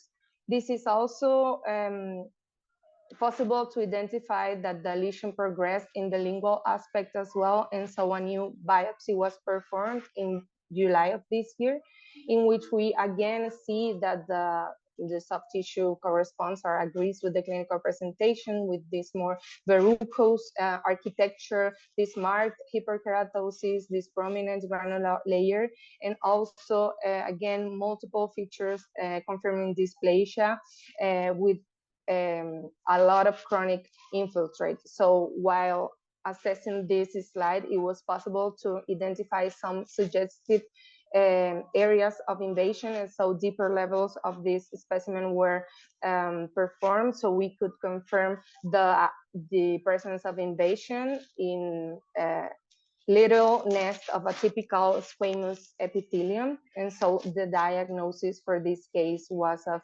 superficially invasive oral squamous cell carcinoma, and this patient received this diagnosis indeed. So as we saw in the throughout this webinar, there is still a lot of gaps in the knowledge that we have regarding diagnosis and potential transformation of oral epithelial dysplasia. And so these persistent limitations compromise our ability to treat and to diagnose these patients. But we know that early detection is very important. It gives us a really good opportunity for secondary prevention. So clinical pathological correlation is really important to us because it gives us a whole panorama perspective of what's happening and helps us take some decisions regarding diagnosis and follow-up. And also the relevance of follow-up is really important as well, because these patients, as we don't know if they are going to go through malignant transformation or not, is really important to keep an eye on them. And I want to highlight in this case the patients that have no risk factors that could be overlooked by some clinicians, but it's really important to take this into consideration as well. Of course, there are still a lot of gaps, and in this sense, our group has been working in developing some deep learning algorithms and assisting tools for diagnosis, in this case regarding potentially malignant and malignant lesions. This initial work is made through clinical images, but further investigations are being right now executed to include histopathology, and the idea is to basically provide some assisting tool, especially in places such as for deployment or places where there is limited resources of professionals or researchers in general. So I want to acknowledge the histopathology laboratory and our center staff that is supervised by Professor Pablo Agustin Vargas, Marcelo Ayudarte Lopez, y Alan Roger dos Santos Silva in my institution, Piracicaba Dental School. I want to thank as well Dr. Desi Rosa Cavalcanti and Dr. Eduardo Rodriguez Pergnani, which shared these cases with us and constantly sent biopsies to our service. So we have a really tight connection with them, and this allows us to have information regarding follow-up and to bring up a discussion for treatment of these patients. And also the Fundação Amparo a Pesquisa do Estado de São Paulo, FAPESP, for granting my scholarship. I want to close this presentation by sharing with you a picture of my beautiful city, Caracas, Venezuela.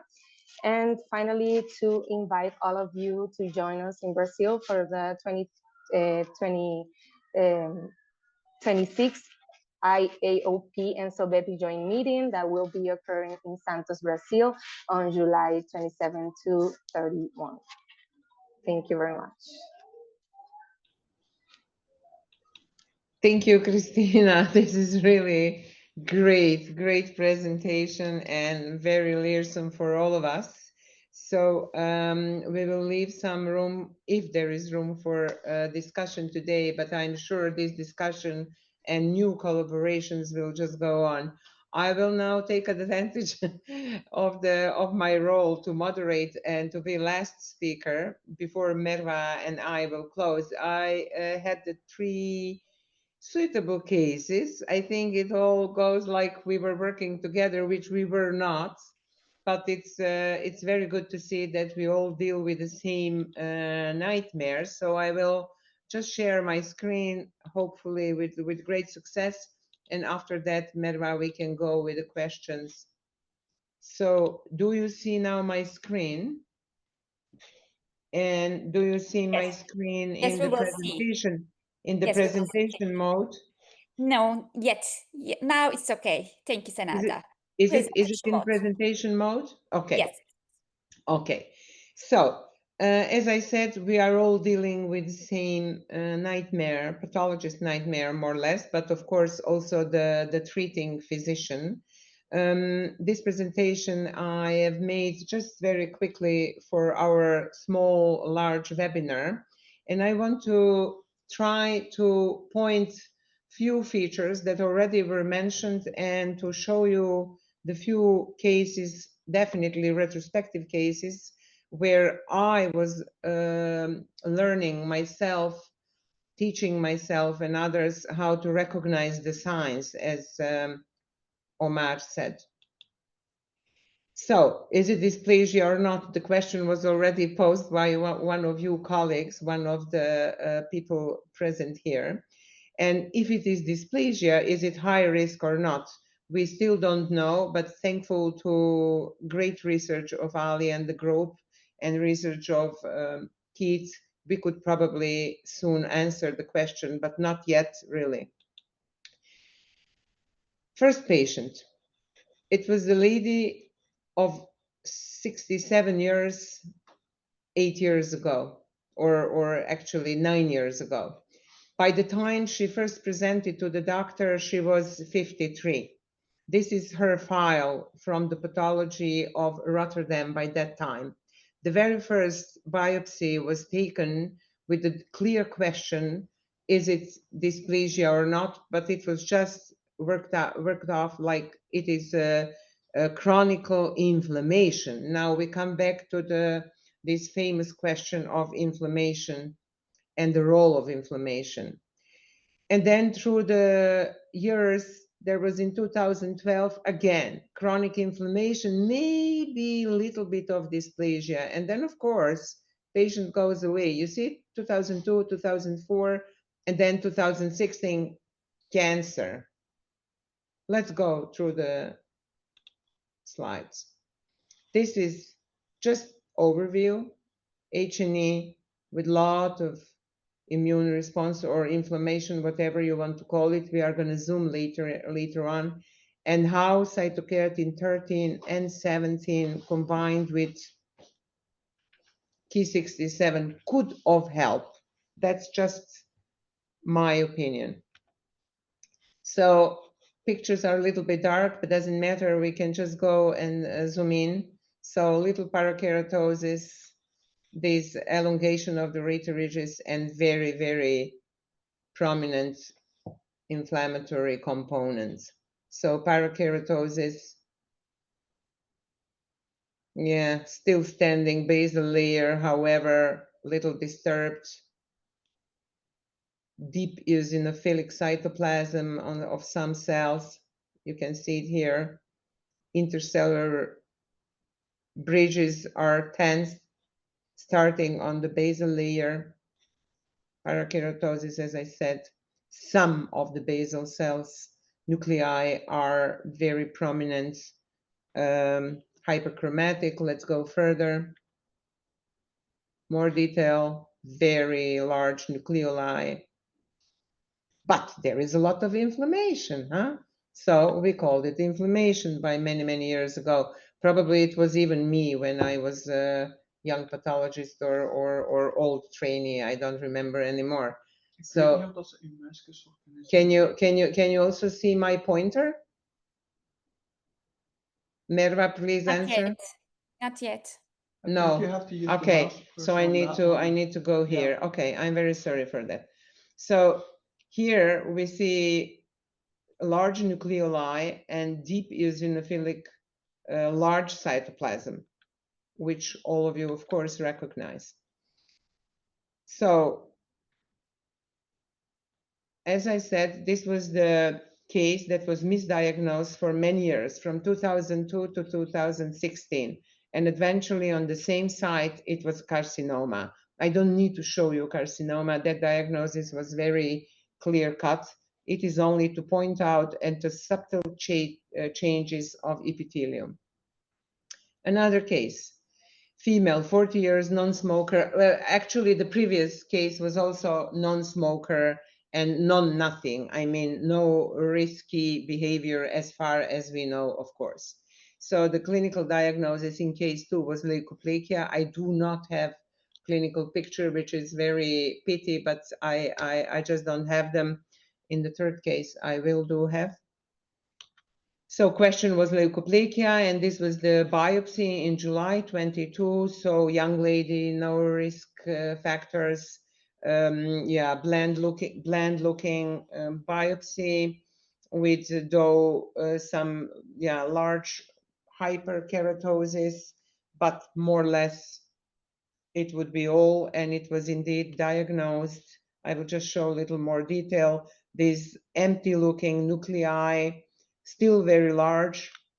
They, to my opinion, this large nuclei doesn't have nothing, no business to do so high in epithelium. That is how I explain it, but they are not hyperchromatic. They don't really catch our attention.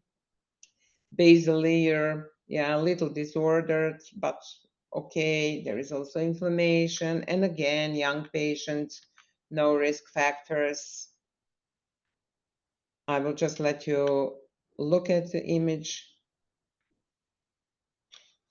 Basal layer here is just preserved, enlarged nuclei, but still preserved orientation. Here it's less preserved. So what is it, dysplasia or not? And which diagnostic criteria then you use? Suppose you are just on your own and you just started doing oral pathology. That's not an easy job. It's even very, very difficult for a few of us that are talking here today. We still do not know it. But okay, then you take your book, you look at the WHO 2005, and you think, this one is actually exactly the same as my biopsy. So it would be only acanthosis and hyperplastic epithelium. And indeed, but it was 2005. Then we go further in time, and 2070 shows another features, a little bit different contrast or the color, but again, more or less the same pictures, the same legend, hyperkeratosis. And you really go back to your biopsy and you are definitely sure that it is nothing, it is only hyperkeratosis. And then again, I ask you, what do you think? What is the diagnosis here? It is very easy for me because I'm talking about a retrospective case, of course.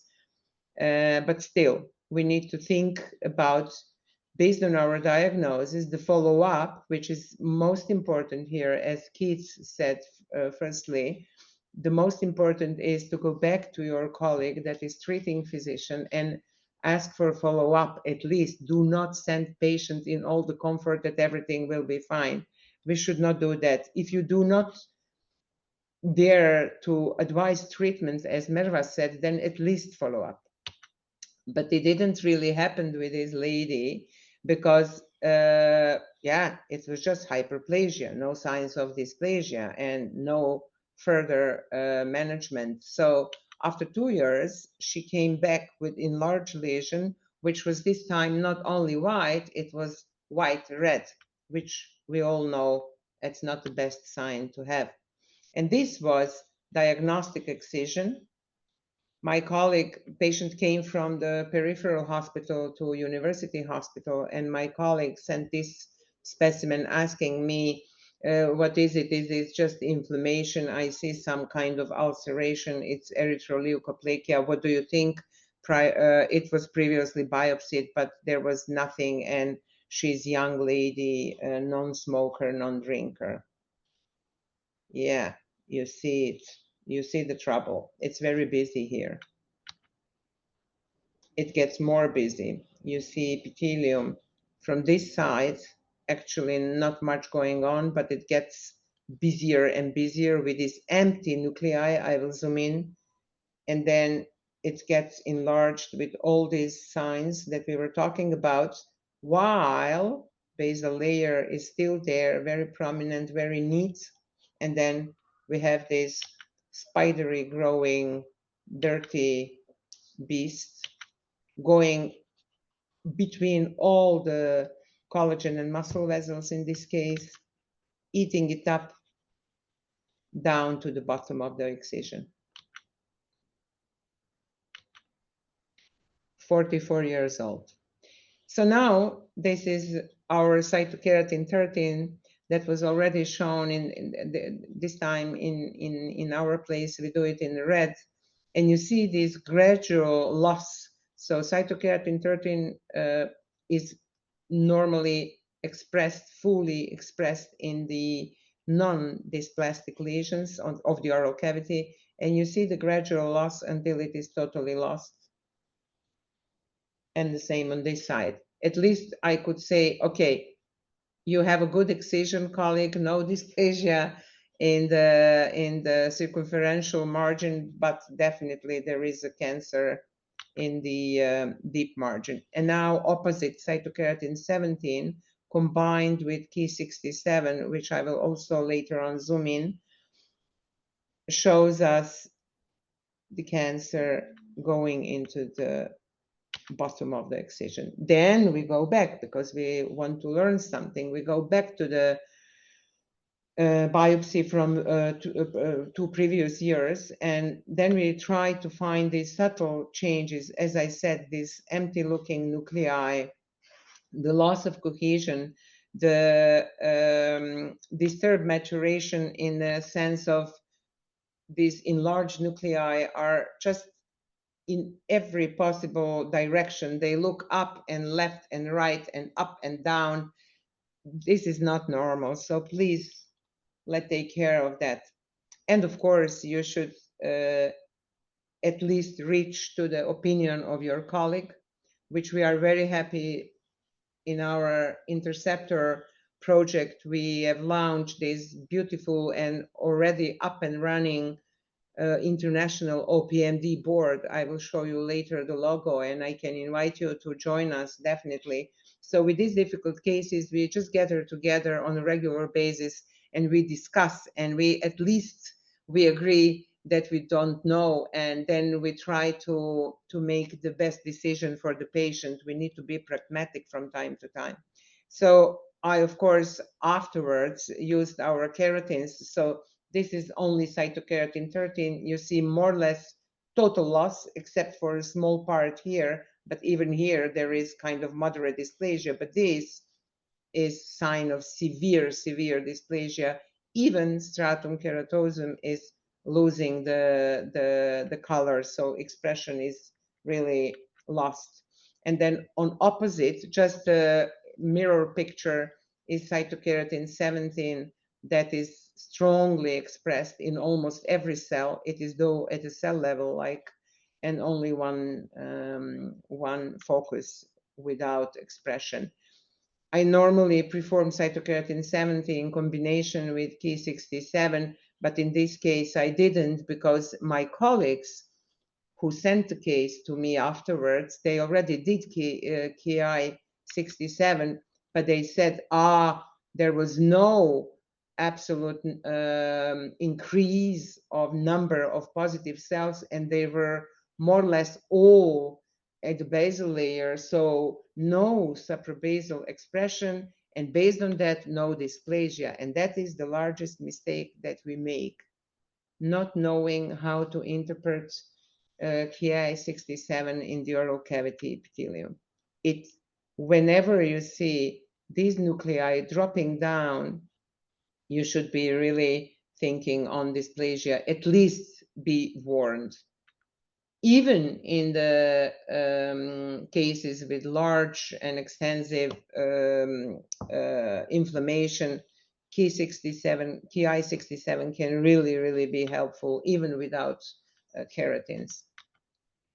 And then I have case 3. This is a poor patient having, thanks to Fatin, my colleague from Malaysia, who really was great helping me to sort out the good cases. So this is the last one we got as a consultation from another university hospital.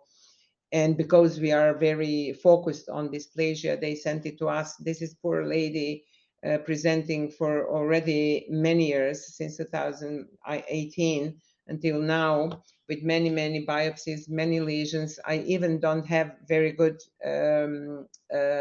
chronological order, because when we asked for clinical pictures, which I always want to have but mostly never get, this time we got like Fatin, she got like 100, 150 without chronological order. So I will just, it doesn't matter. I mean, she has multiple sites.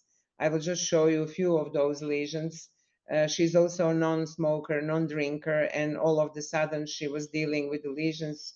Here there is some treatments probably.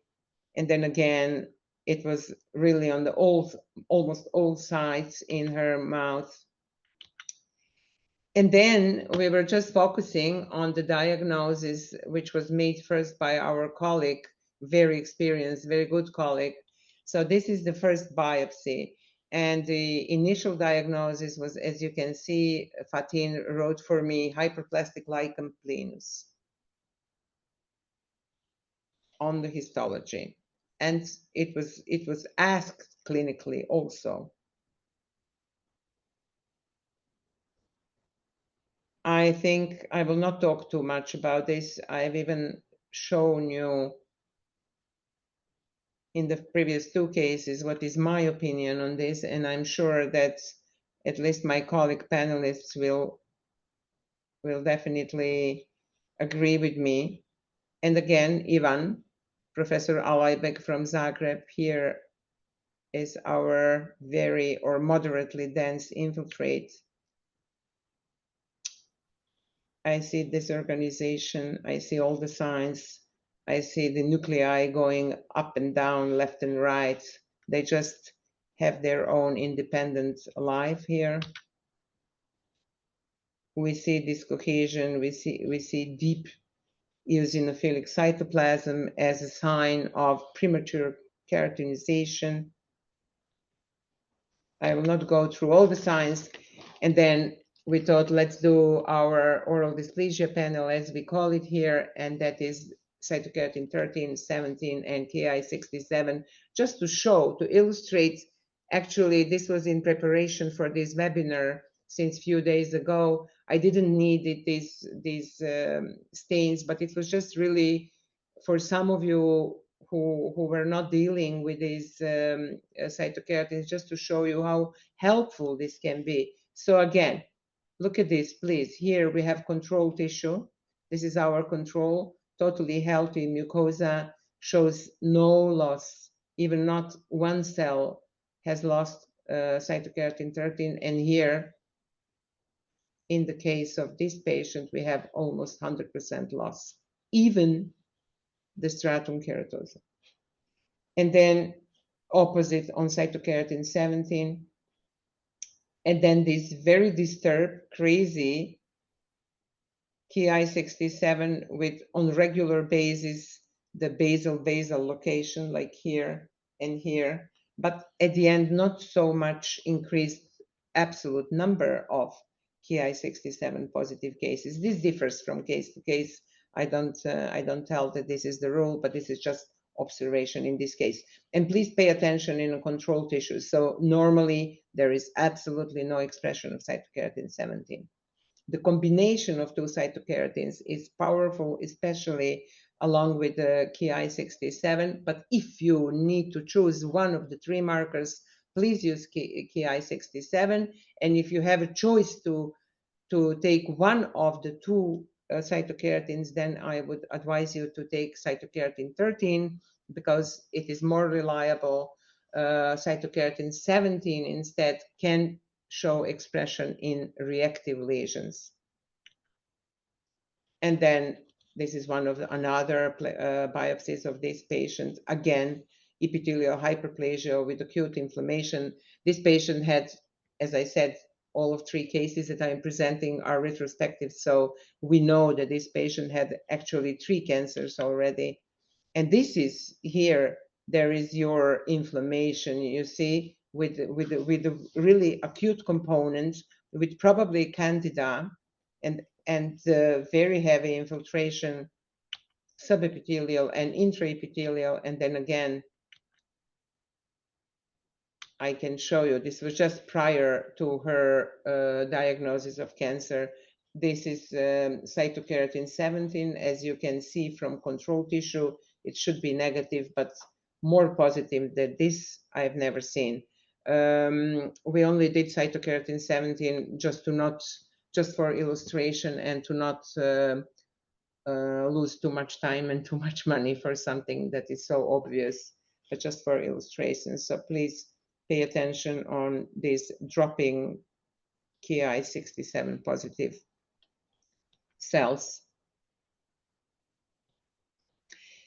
Welcome to our OPMD board. As I said, we launched it almost a year ago, and it now really functions. We really, last month, our colleague from INTERCEPTOR, Dana Elena Kostea from Norway, she presented case with her colleague, treating physician, and we just on site with Kit and Omar, among others, we gave, Rui was also there, I remember, we gave the treatment options and advice actually, which is just reflecting how important it is to sit together and make up the decision. So it is just to illustrate this INTERCEPTOR consortium. Please join us. I don't know if it is really very clear, but you can always just look into INTERCEPTOR online. And definitely, I cannot stress it enough. Join us in Brazil for the 2026 IAOP SOBP joint meeting. And thank you very much. Wow. Thank you so much. These excellent cases, actually. Thank you, Christina. And of course, Senada's cases always learned us a lot of things, especially in terms of the immunohistochemistry, because most of the people I know, including me, we haven't got any experience with the immunochemistry in the dysplastic cases. So really appreciate for all these cases. Actually, we have some, yes, maybe we can continue with the immunochemistry questions, then continue with the treatment questions. Senada, this is from the Rui. Couldn't you see loss of cytokeratin 13 and gain of cytokeratin 17 and Ki67 positivity in case of reactive frictional hyperkeratotic lesions? So Rui, thank you very much for the question. That's actually whole thing. No, you will not have this pattern. So the really very typical pattern for dysplasia of any grades, I mean grade, I don't know, beginning dysplasia or it is life of lesion. You know, we are trying to grade like it is growing, but it is life of lesion. So the typical pattern is loss of cytokeratin 13, gain of 17, and this frequent basal location of Ki67 positive nuclei. In the reactive lesion, frictional or not frictional, you will not see this. You will have some expression of cytokeratin 17, but 13 will not really follow that. And Ki67 will also, maybe few cells will drop down, but not really frequently. So that is my experience, and I really use those keratins since already, I think, 15 years already, or at least since 2012, when I found the articles from the Japanese literature. That is based on that. Thank you, Sunanda. Just a following question, I think it's very closely related with. Can this immunochemistry differentiate the OED with chronic hyperplastic candidiasis or not from novel? Yes, yes. That's all I wanted to say. Yes. No comment. Okay. We have another immunohistochemical question. Yes, we have another one. What is your experience with P53 in ODS? I don't use P53. Maybe we should gain the data. Of course, there are more markers. I'm using these three to at least kind of control the cost and the time, of course, but definitely we can combine. I don't use P53. Okay, I know some of the really experienced oral pathologists use their routine, and they say that they are a useful immunochemistry, but I have also haven't got any experience. From the excellent speakers, do you have any experience with the P53? Kit, Ali, Omar, Pablo? Yeah, I could just only add my experience with B53 in epithelial dysplasia. I found it not so significant. I don't know about other people experience, and also it depends on the type of antibody that you are using. So it is like very specific to certain types of antibodies where they could find whether you are looking for the mutant protein or or you're looking for the wild type. So it depends on the version that you're checking. So that's my understanding. But from from our experience, we only for some specific cases when we have when we have microinvasive SCC, we could run B53. That's what we could just to check. So we on B16, B53, Ki67, just only to help just only to decide when you have, severe dysplasia and with focal area of microinvasive, SCC, then it may help in that context, but for routine practice, no, we don't use it. Another issue, which is about the cost, who is going to cover the cost for all the sustaining? Because it's, I mean, here in Australia, yes, it's supported by the government, but also there's a limit about what you could ask. Okay, just I give the talk to Kit and Ali, but please include if you have any experience with S100, E6 and E7. Actually, I haven't got any experience with these antibodies too. Kit, do you have?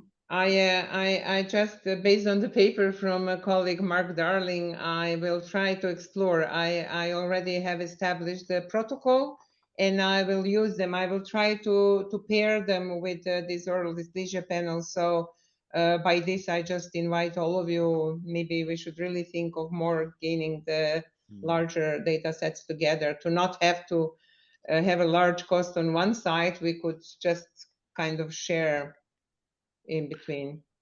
I don't have any experience of the S100 proteins diagnostically, and I also, like Omar, find interpreting P53 expression in a biopsy to be really quite difficult. I don't really know quite what to make of it, and what it's telling me about the risk in that lesion. Where we have found it interesting, and if any of you picks it up, I briefly showed it in my last slide, was that looking at the clonal structure of epithelium, when you get an excision specimen and you do one of the P53 antibodies, what comes up, you'll find there are all manner of different patches where there's probably little clones, and it's a kind of exact a beautiful illustration of what Merva showed in her animation in terms of these clonal units, and you can see, so we find when we use P53, you can get discontinuous high expression of P53 in various patches across the excisions.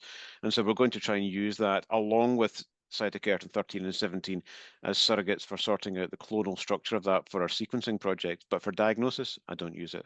It's a shame that Kelly's not here, because it would have been really interesting to hear one of the authors of the paper to have some discussion of this. Yeah, absolutely. She really wants to be here, but anyway, maybe next webinar we will be together.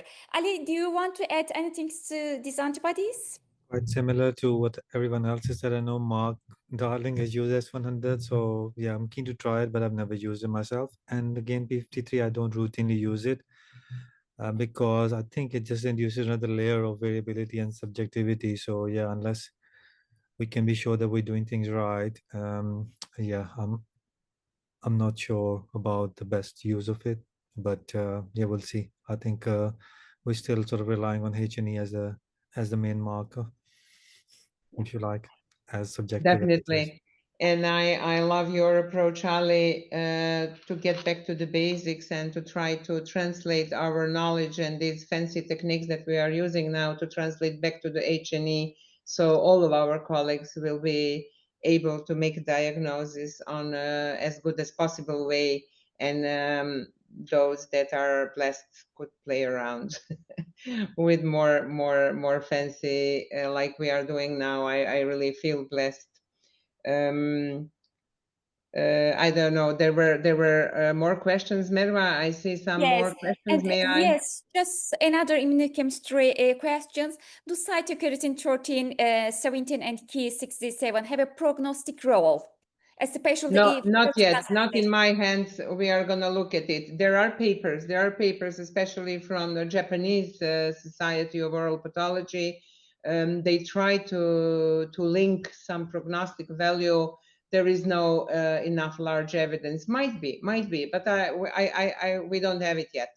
We don't have it yet. Only thing is here, just spot the difference, as Omar said, and then think about, we cannot give the prognosis. So we can maybe use the 6 magic markers of Ali and the group for the histological prognostic factors. But what I say, this little panel of my group is just helpful to not miss the very early subtle changes, early or not subtle changes. Maybe they are very late, but they are very subtle, and they can cost us a lot of trouble if we do miss them. And that's only message actually here.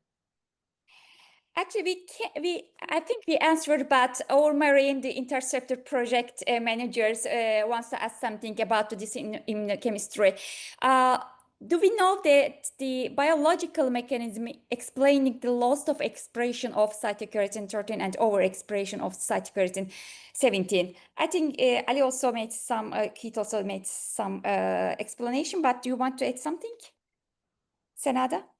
I don't see the explanation if it is the same because I don't. Biological Can you mechanism share? of this. Can you share the? So which? It's marine. Okay, Yeah. okay. So our marine. Yeah, marine, it is not explained yet. And that is actually what you are doing together with Pierre in the project. We are doing together. What is the background there? I don't see the answer of Keith. No, I haven't written anything. I was wondering, and going back to some of the work that was done in the lab where I did my PhD, where we know that very early in the development of oral epithelial dysplasia, there are changes in retinoic acid receptor expression, which changes the pattern of differentiation. Exactly. And I wonder, whether, example, it might be useful. Hopefully, the antibodies are a bit better because we struggled with it. But for example, looking at RAR beta expression in relation to your changes in cytokeratin expression, and that might give you some sort of biological explanation for the change in differentiation that you're seeing. Definitely. So these are differentiation markers, and that explains a lot.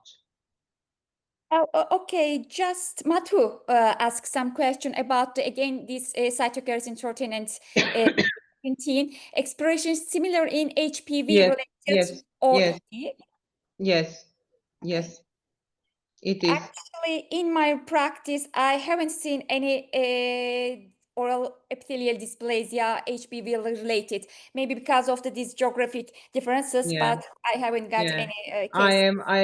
I don't see them also a lot. It is more exclusion than the regular thing to see. But when I see them, they are then kind of, it's not dysplasia because it is HPV.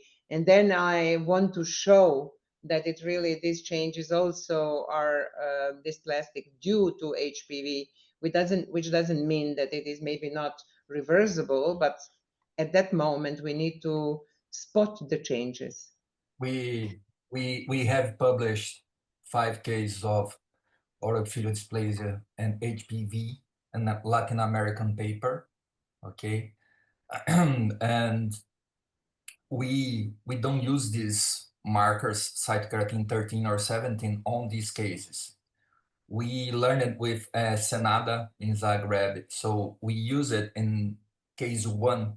Difficult cases. Yeah, retrospectively. So you have any doubt about it? Oh, I'm classifying on HE this case as a no dysplasia, okay? And you use cytokeratin 13, 17, and Ki67, maybe it can help you to revisit this case and say, no, the dysplasia was there already, okay? So, but as Ali said, I agree with Ali, you have to focus on HE, and we don't use P53 or S100 for determine oral epithelial dysplasia, and we close together with our oral medicine team and all of our clinicians to receive the clinical photos when we are signing out our reports.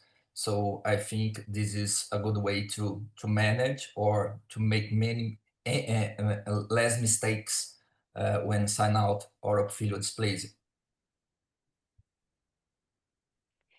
Thank you, Pablo. Yeah, I just want to mention about HPV-associated oral epithelial dysplasia, the paper that was published very recent by, by our colleague Dr. Sylvan Tavaraj, and they had a retrospective analysis from Guy's Hospital database where they found only 55 cases. So it's quite uncommon, but it's just like quite interesting in the paper. If people are interested in HPV related dysplasia, they can go back to that paper because they really they provided really an excellent explanation, but also they provided really a good review of the clinical demographics and and other related risk factors. What they found, which is about the immunocompromised status of patients, has contributed to the increase of malignant transformation in this cohort. So again, like, you know, the immune status could be a major factor, and that's where, like, you know, Keith's presentation is very important, where, like, you know, the microenvironment, so perhaps maybe there's a different microenvironment in HPV related, dysplasia compared to others. We don't know. But also, like, in terms of the diagnosis, like, you know, the use of B16 as surrogate marker is, like, you know, it has some limitation, but the confirmation needs to be done by molecular testing of HPV. So, but also, which is quite importantly, as Ali mentioned, H&E is the first way, like, you know, for any assessment, and it would be the best to master, like, you know, the recognition feature of our epithelial dysplasia. Omar, I forgot to mention that neuroepithelial dysplasia related to HPV has specific microscopic finds like mitozoid bodies. Yeah, it's X. So easy. it's a little bit different when you look at the HE. So I think it's important to mention that in our experience, we didn't find any malignant transformation for oral squamous cell carcinoma, but I know that a paper published with Tim and Eddie Odell, they reported 28% of malignant transformation. So we don't have this kind of experience. And the majority of our cases were related with HIV patients. So just to mention that, okay? Thank you. Okay, we have some question about also the treatment. I know Dr. Marcio just gives some response to other side, but maybe Dr. Marcio, would you like to answer here the questions? Yes, I already wrote here. I'm not sure if we have more questions. Okay. I'm just checking here. Okay, I will just put your answers to another site because the participants do not see that site. Okay, I will do that. Okay. Another questions for, just I'm looking for the other ones. Senada, another question again, immunohistochemistry. Do you think that there are the different results between the dysplasia grading in terms of the immunohistochemistry expression? Yeah. You see gradual loss and reciprocal expression of cytokeratin 13 and 17. Absolutely. It's amazing. It's amazing. And Pierre and Marine are now running the triple stain where you can see overlapping expression, like half of the cell having still some cytokeratin 13 and cytokeratin 17 is taking the place there. It's really great. It's beautiful. I hope we will show more results soon. Definitely. Even helps to grade.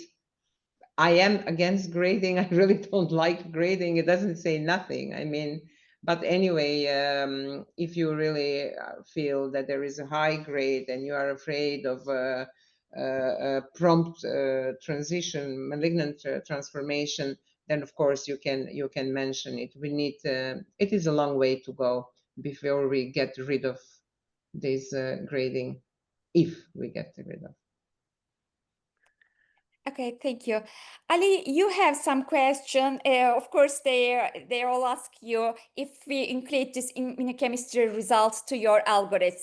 So maybe you make a comment. Yeah, I already replied. I think, yeah, it's a good idea. And Sanadan So needs Ali, sort good of idea. Good idea, Ali. exploring and Yeah, looking good into idea. it, like more like a multimodal model, if you like. So feed that into our HD model and see that improves the prediction even more. So that is definitely something we are discussing and looking into. If you allow me, I mean, Merva, there was a question about de novo oral squamous cell carcinoma, which is quite important. Yes. At the Very. moment, I mean, we're talking about existing lesions in the context of or potential malignant disorders, and where the clinician, I mean, take biopsies, they send it, and then we look about dysplasia. But patients, when they develop squamous cell carcinoma without existing or like I mean previous history of OBMDs, then this is a major issue. We're doing a study about that. We call it the journey. And what we found, like about 60%, 60 to 65% of patients with squamous cell carcinoma are developed de novo without previous or existing OBMDs. I don't know about the experience from other centers, but that's something what we been, I mean, checking and investigating at the moment. And what we found quite interesting in this study, I mean, we're still collecting more data. We will share it once we have really quite, I mean, good data to, I mean, good findings. What we found quite interesting, there are some changes in the epithelium, and we look about like the bed of the tumor. You will see there are some changes. How that is translated clinically, I don't know.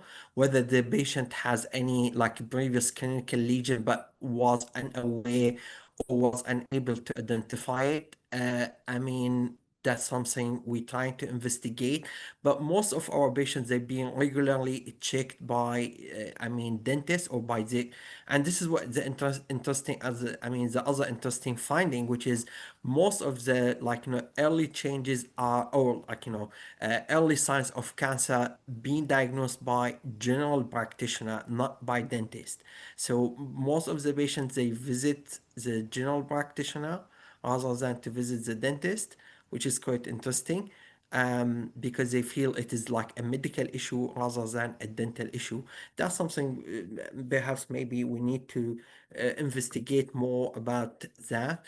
So the de novo, I mean, cases would need attention, because that would help us to see if we can detect these lesions early. Thank you, Omar. That's absolutely very important point.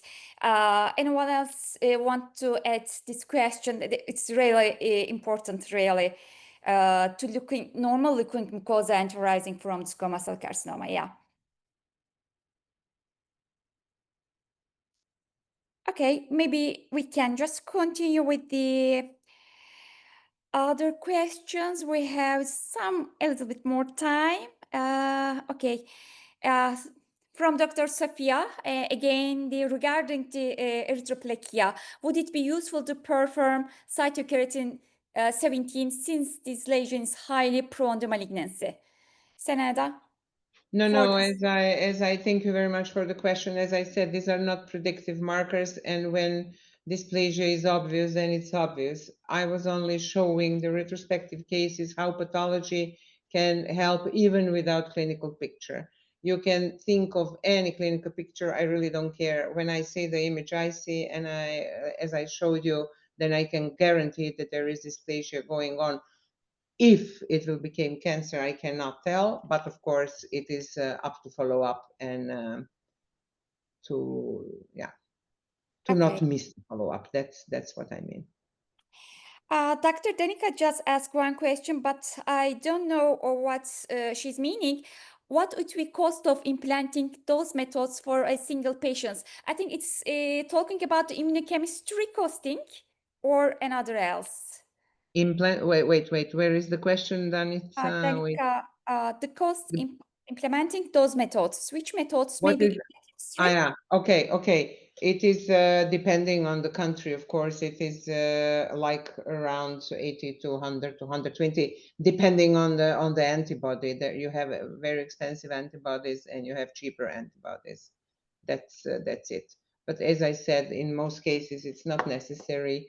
Only in these very subtle cases. So Omar, I would like to test your de novo cases. Please keep in touch. I have some. I have 8% in my cohort was jumping out of nowhere into the cancer. I even could show them if we would have more time. So Kit, I see Kit wants to tell us something. Yeah, I'm just wondering, and actually, it's a really a question for Ali about what his vision is for how we move forward with this, because I think the data is really exciting. And how we then start, and we've talked certainly here in our diagnostic practice about whether we start implementing the 6-feature scoring into the reports. But I'm a little worried that what I'm going to get from the surgeons is, well, what the heck does this mean? You know, so how then do we take that forward and say, well, okay, in this case, when you've got a score of, let's say, 4 features or more, does that mean that you should consider excision, or where do we find the utility of this, and how are our surgeons going to actually understand that this is not just pathologists just mucking about with stuff? Yeah, you're absolutely right. And we did look at that. And basically, a score of 4 and higher pretty much guarantees a malignant transformation. So it's sort of, I hope Uma won't mind me saying that it's sort of a newer and better version of his binary system, if you like. But it doesn't look at all the features, it looks at a few features. But what we found was that anything less than 3 doesn't transform at all, and anything more than 4 pretty much always transforms. So I think in that way, it's very good for stratification. So if you apply it, we don't just give it a score, or we give a justification. And that's something we are hoping to do locally here as well. Yeah, and I guess that's something that multi-center wise we need to start doing this prospectively. So I mean, if you're wanting to set up something prospectively, we are in here with you on that to start just doing that on an ongoing basis. Okay, great. There's 5 or 6 collaborators right here, many in the audience. So yeah, reach out and we can all start reporting it like that. And in 5-10 years, we'll have really good data. Yeah, definitely. So we can do binary, we can do WHO, and we can do 6-point, and then let's see. Let's make a standard reporting form to easily score all of this, and then we will have the beautiful perspective data, bunch of data. Yeah, I mean, as a standard practice, I always include both the binary and also the WHO in my reporting. We found it quite useful just to help the clinician, to give them like a guidance about how they're going to manage. But I would be interested to apply the 6-point system, because to see whether we could use it like efficiently. I know it's straightforward, but just only to do it in clinical practice, that's the point. I mean, to move it from research setting to clinical practice, that would be interesting. I'm quite keen to develop, like, and also with the group about having a data set for reporting or epithelial dysplasia, because I guess that should be the way forward, and about it. And another point of interesting, which is, I believe, which is about the grading system. It doesn't matter. I mean, just want to make this comment. It doesn't matter which grading system you want to use, as far as you detect dysplasia in first place. This is the most important part. Absolutely. I think that's the most important thing. Don't miss dysplasia. Grading is largely academic. As long as it's dysplastic, the patient will be reviewed. But I wanted to ask you a question as well, Uma, with your binary system, because I tried to apply the binary system on some of our cases, and all the verrucous lesions come up as low risk on binary system because they don't show the cytological features, and the count of features is always less than 4. That is nothing with what are your thoughts on that? Do you feel like we need a new sort of modification or update to the binary system, or the verrucous feature sort of should score higher? Because you I don't have guess the I get weightage of different features in there, do you? Yeah, I mean, I totally agree. I mean, in some cases, maybe we need to give like a weight for each criterion. For some significant criteria, you need to give them like an additional weight in order to, like, to office it, like, specifically in differentiated dysplasia and verrucous, I mean, cases, where you look about, I mean, for these features. I mean, for the binary grading system, I do believe that we need to revisit the criteria. And given that we have like additional new criteria, so the whole idea of the binary grading system needs to be, I mean, updated. We've been working I'm doing a bit of background work in order to update that. We have been collecting cases, but I'm going to reach out to a few people just for like, for the project. And hopefully we will start soon about that.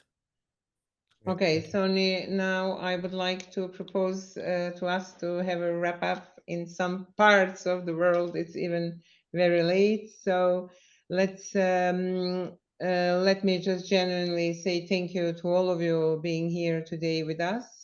And of course, my warm thanks to the colleagues helping setting this up and getting us all through. There was one last kind of question from Naval Rahman, who more or less said that the features that we were presenting and the cytokeratin probably can be very helpful in the case of subtle changes, as you said, differentiated dysplasia, though we don't know if it is a separate entity, and we have many other things. So actually, I just want to try to express my gratitude, which is actually impossible.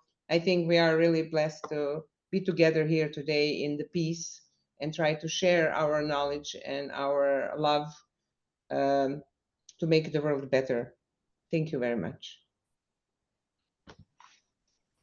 Okay, I also thank everyone for being us today, and especially the excellent speakers. Thank you so much. I know you are all busy, and thank you so much for, especially Omar, in the very midnight.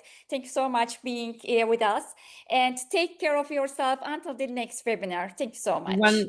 So one more thing, Merva and I, together with colleagues, decided, as it was said on the beginning, this will be one of the series of webinar. Pablo said that doesn't mean that we will stay here to speak. Everyone is, of course, welcome. There are many channels how we can keep each other posted and communicate with each other. So please join us in Interceptor and then the meeting in Brazil and so on. You also have our emails. So let's keep in touch and answer each other's questions to get more wise than we are if we are. Thank you. Thank you. Bye-bye. Thank you. Thank you. Bye.